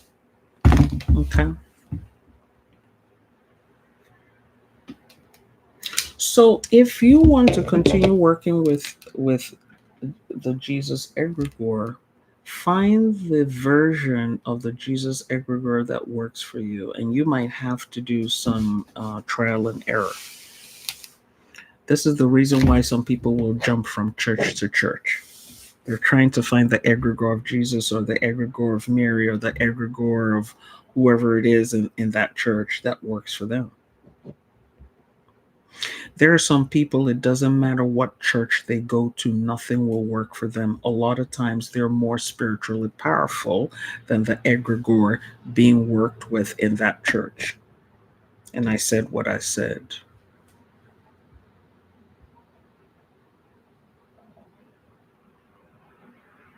There are people who are so spiritually powerful. Matter of fact, they will go to that church. The leader of that church takes one look at them and knows that this person is a spiritually powerful person. And they will do one of two things or three things. Either they will try to kick that person out of the church, or they will try to harness that person's spiritual power by giving them a task, a role to perform in that church, or they will try to bind the person and prevent that person from realizing who and what they are. And they will start messing with the person's mind so that the person doesn't achieve their full potential.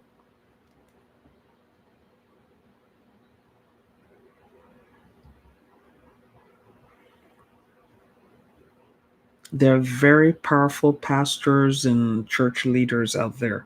Some of them are gifted, and some of them have the medicines for it. They can look at you, and they already know what you're up to, and then they make a decision. Can I get this person and harness their spiritual energy? Because this person doesn't know what they're carrying. They don't. So they'll call you. Come and be my choir mistress. Come and be my choir leader. Come and be my minister of music. Come and be my this. Come and be my that.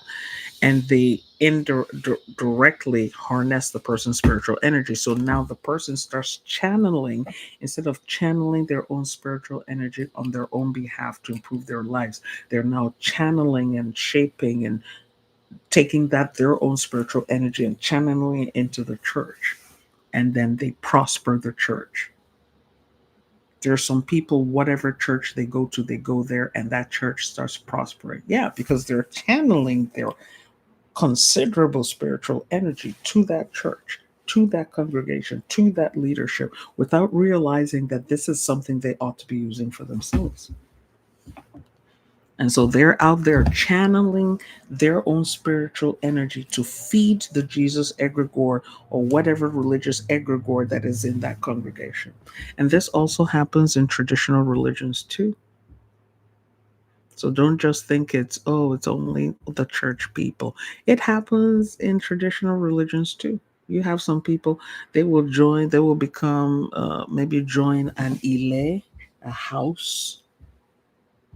They go get initiated into a house or traditional path. And the person leading that sees that you have a lot of spiritual power, you have a lot of spiritual gifting. They see all of that. They'll start harnessing it.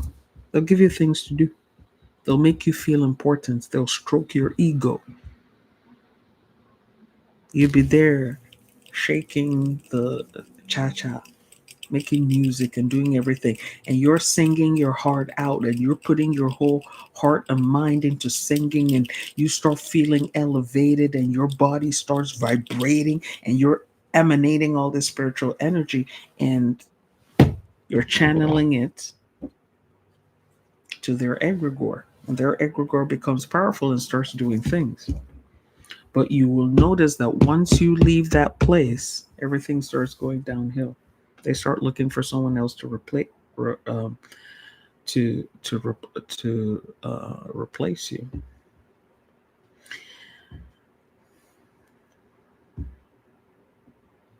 Bob, go and watch my video on the third eye chakra. I already have a video on my channel on the third eye. All right. Oh, you've seen this, right? Yeah, it does happen.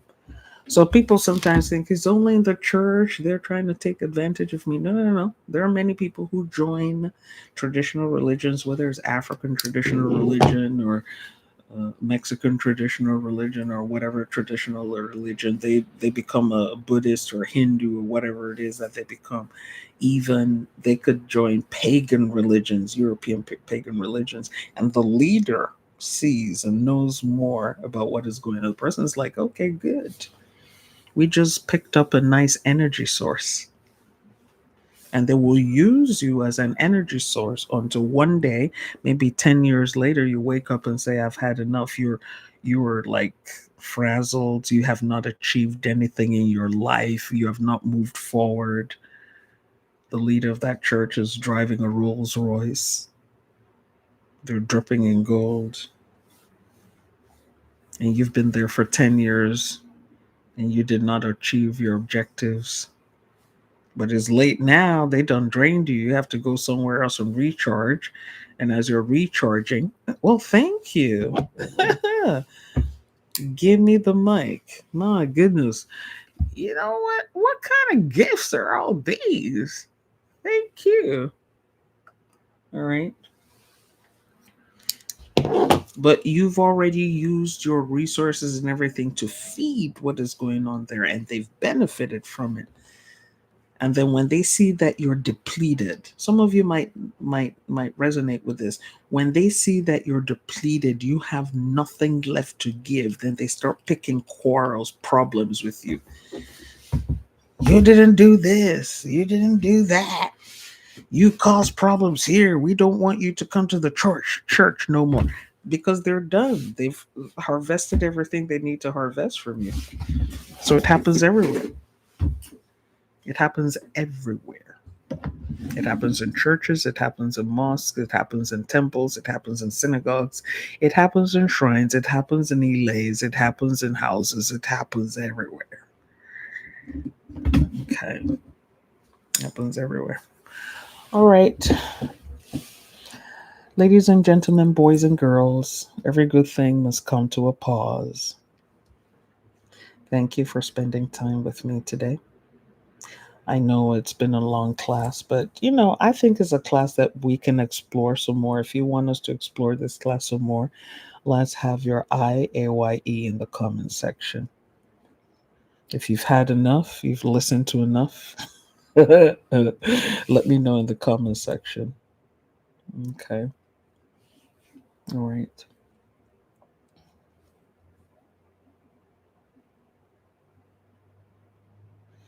If you need to get a hold of me for your divinations and consultations, your dream interpretation, spiritual practice, coaching, and more, please go to my website at tochi.us, tochi.us. I don't do transactions outside of my website.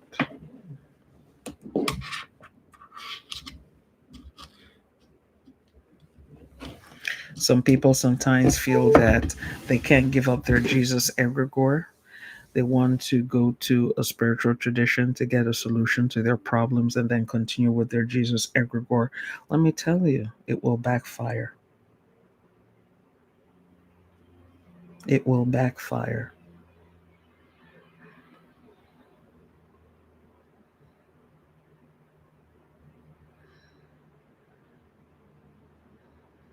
If the Jesus Egregore is not working for you, leave it alone. There's no shame in walking away. There's just no shame in walking away. If something is not working for you, leave it alone. It's not working for you. Oh my goodness, look at all the goats and gifts and lightning bolts.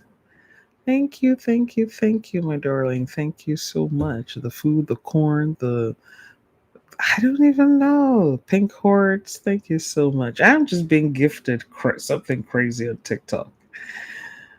Thank you, Love 3. Thank you. Puff puffs and things. Thank you. So if something is not working for you, just let it just go find something that works for you. There's no shame in it. Okay, don't feel that I'm stuck here. Because I've met some people saying, okay, I know that this Jesus church or whatever is not working for me, but I'm used to it, I'm comfortable with it. Then don't complain. Do not complain. Okay. So we have some eyes. A handful, well, two handfuls of eyes, considering the number of people watching the class. I know some people are lurking in the background. They don't want to be identified. I understand that.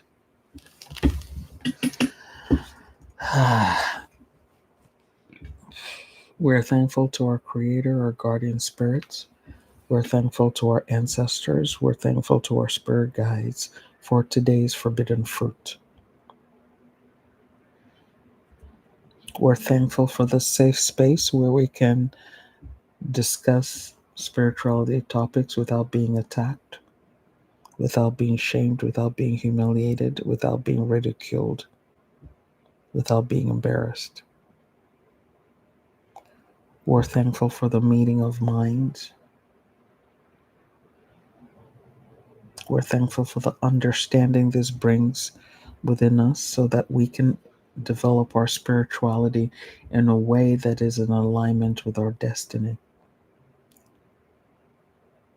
We're thankful for all present and for those who will watch this replay after it is posted. May it continue to yield good fruits for us, Ashe. May we not stumble upon our way, Ashe. May we not be confused or deceived, Ashe. May our spiritual crew never turn its back against us, Ashe. May we never be abandoned by our spiritual crew, Ashe. May we know what we're supposed to do at the right time, in the right way, and with the right people, in the right environment, Ashe. May we fulfill our life destiny the way that we planned to get it accomplished, Ashe. May our lives never be used as negative examples for others, Ashe.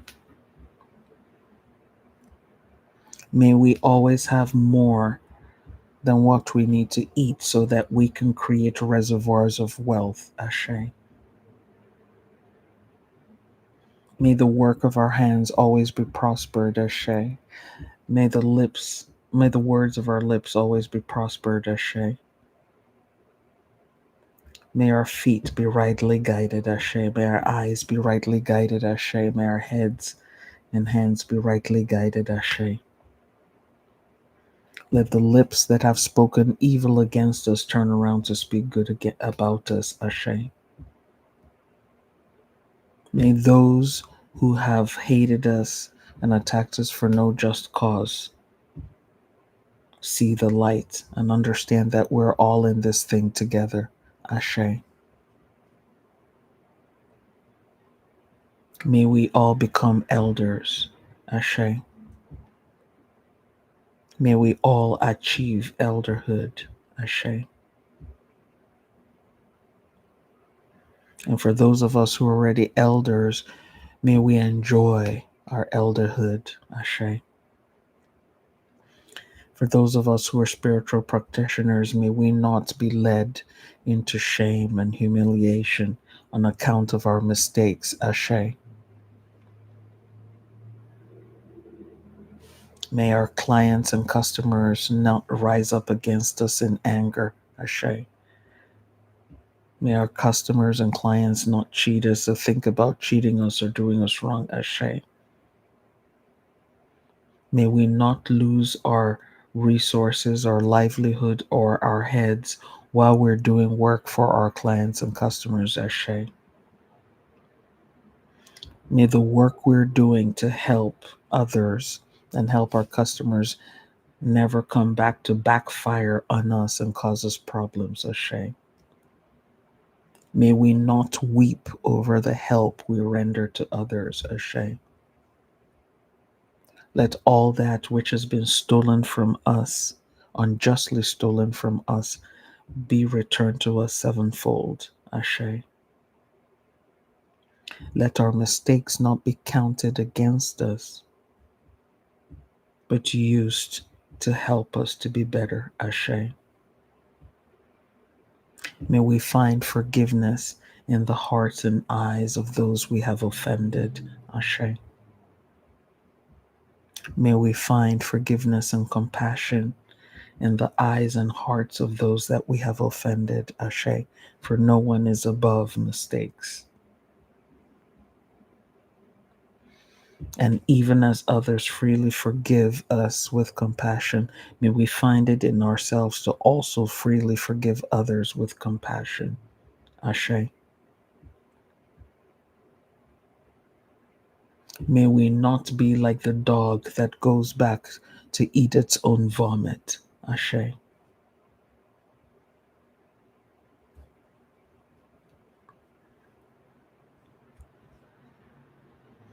May the ashe of all those who are responding with ashe be sealed and made into law by their spiritual crews. Ashe. Ise.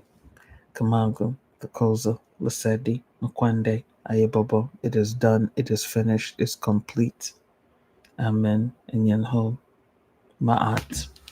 Thank you all for coming to class. Love 3, you're the bestest. Thank you so much. Now I owe you.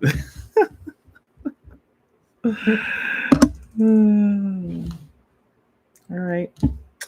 Love y'all.